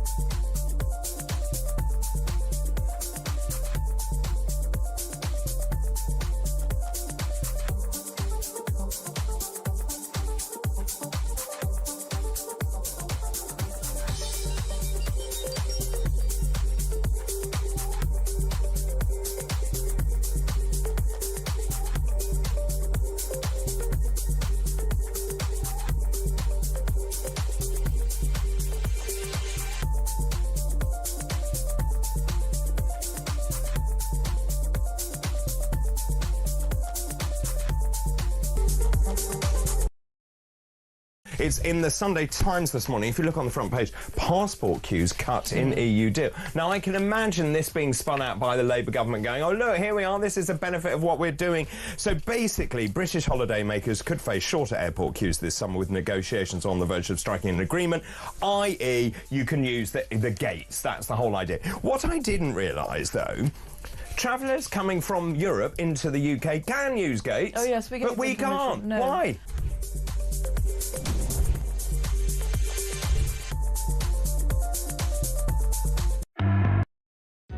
Across the UK, on DAB+, on your smart speaker, on your smart TV, and on your side. This is Talk. Very good afternoon. Welcome back to the show. 12:52 is the time. Well, Ursula von der Leyen, your friend and mine, the European Commissioner is speaking right now at a press conference alongside the President of the European Council, Antonio Costa, and the Prime Minister, Keir Starmer, basically welcoming in this deal where basically we're paying to give away our fishing rights and rights to control our agricultural and other exports. But I mean, it's extraordinary Brexit betrayal. I know we'll be talking about that probably tomorrow as well. We get more detail. Ian Collins up next very, very soon. First up, though, I want to talk about another story that's been in the news.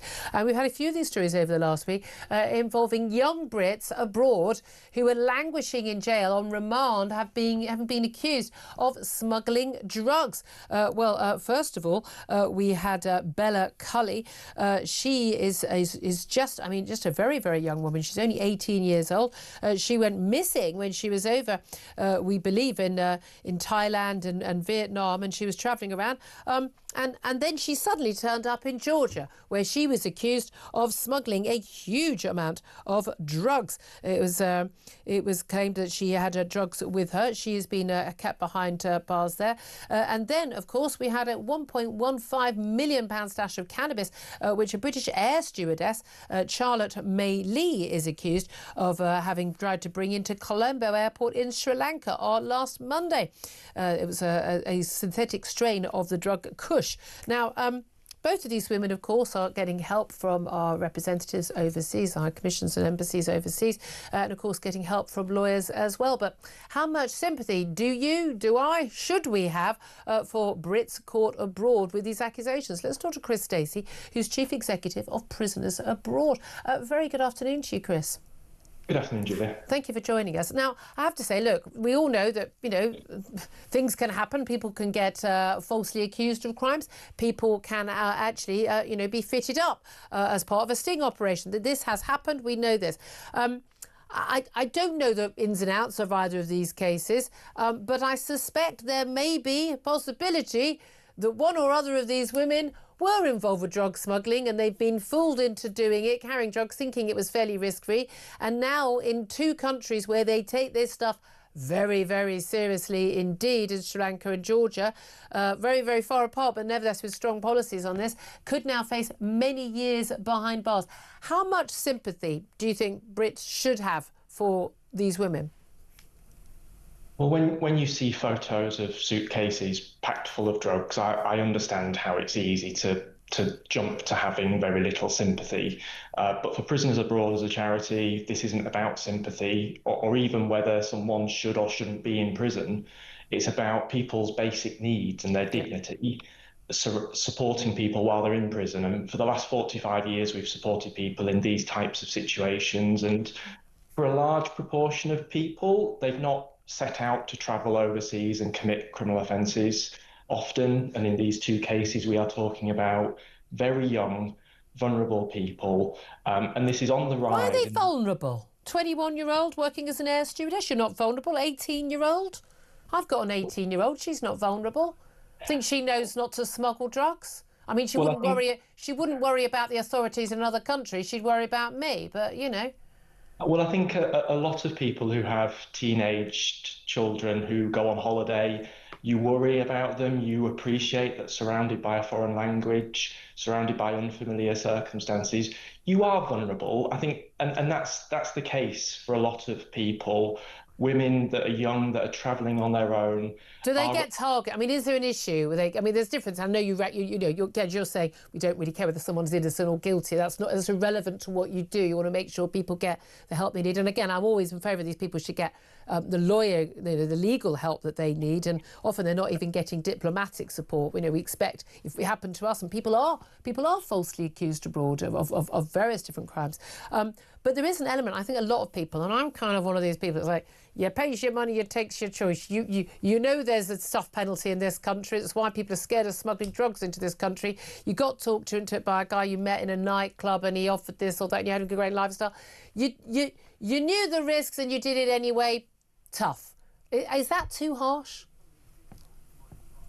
I understand why you and others would have that view, and I think it's about recognising not just why somebody is there, but now why they are there and what they are facing and what their families are facing as well. This creates a huge amount of turmoil for loved ones back here in the UK who are desperately trying to make sure that their loved ones are okay, that they're looked after, that they're getting what they need.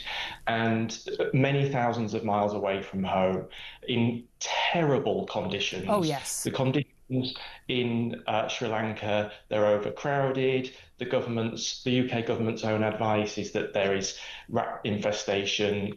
People are in dormitories of up to 30 people. So for any young person who finds themselves in that situation, and for any parent or loved one, it is an incredibly distressing situation. I think it's about recognising what people's needs are at that point and making sure that they stay healthy, that they have access to clean water, food, some of the basic things that we take for granted, but in prisons around the world are far from guaranteed. Very fair points. Chris Stacey from Prisoners Abroad, really appreciate that. Thank you for joining me.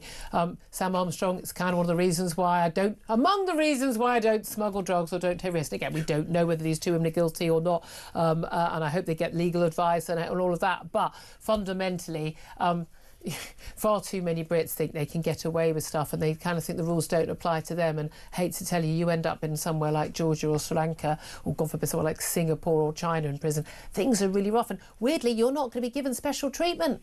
Yeah, and I don't sympathise in the least. These girls are an embarrassment to this country. They're an embarrassment if they are guilty. If they're guilty, they're an embarrassment to this country. They're an embarrassment to their families. Look, we've seen it before. We'll see it again. They're all too happy flying around the world with money they haven't earned, posting pictures. One of them posted pictures of her with a whole load of wadges of cash. Oh yeah, like how on earth has she managed to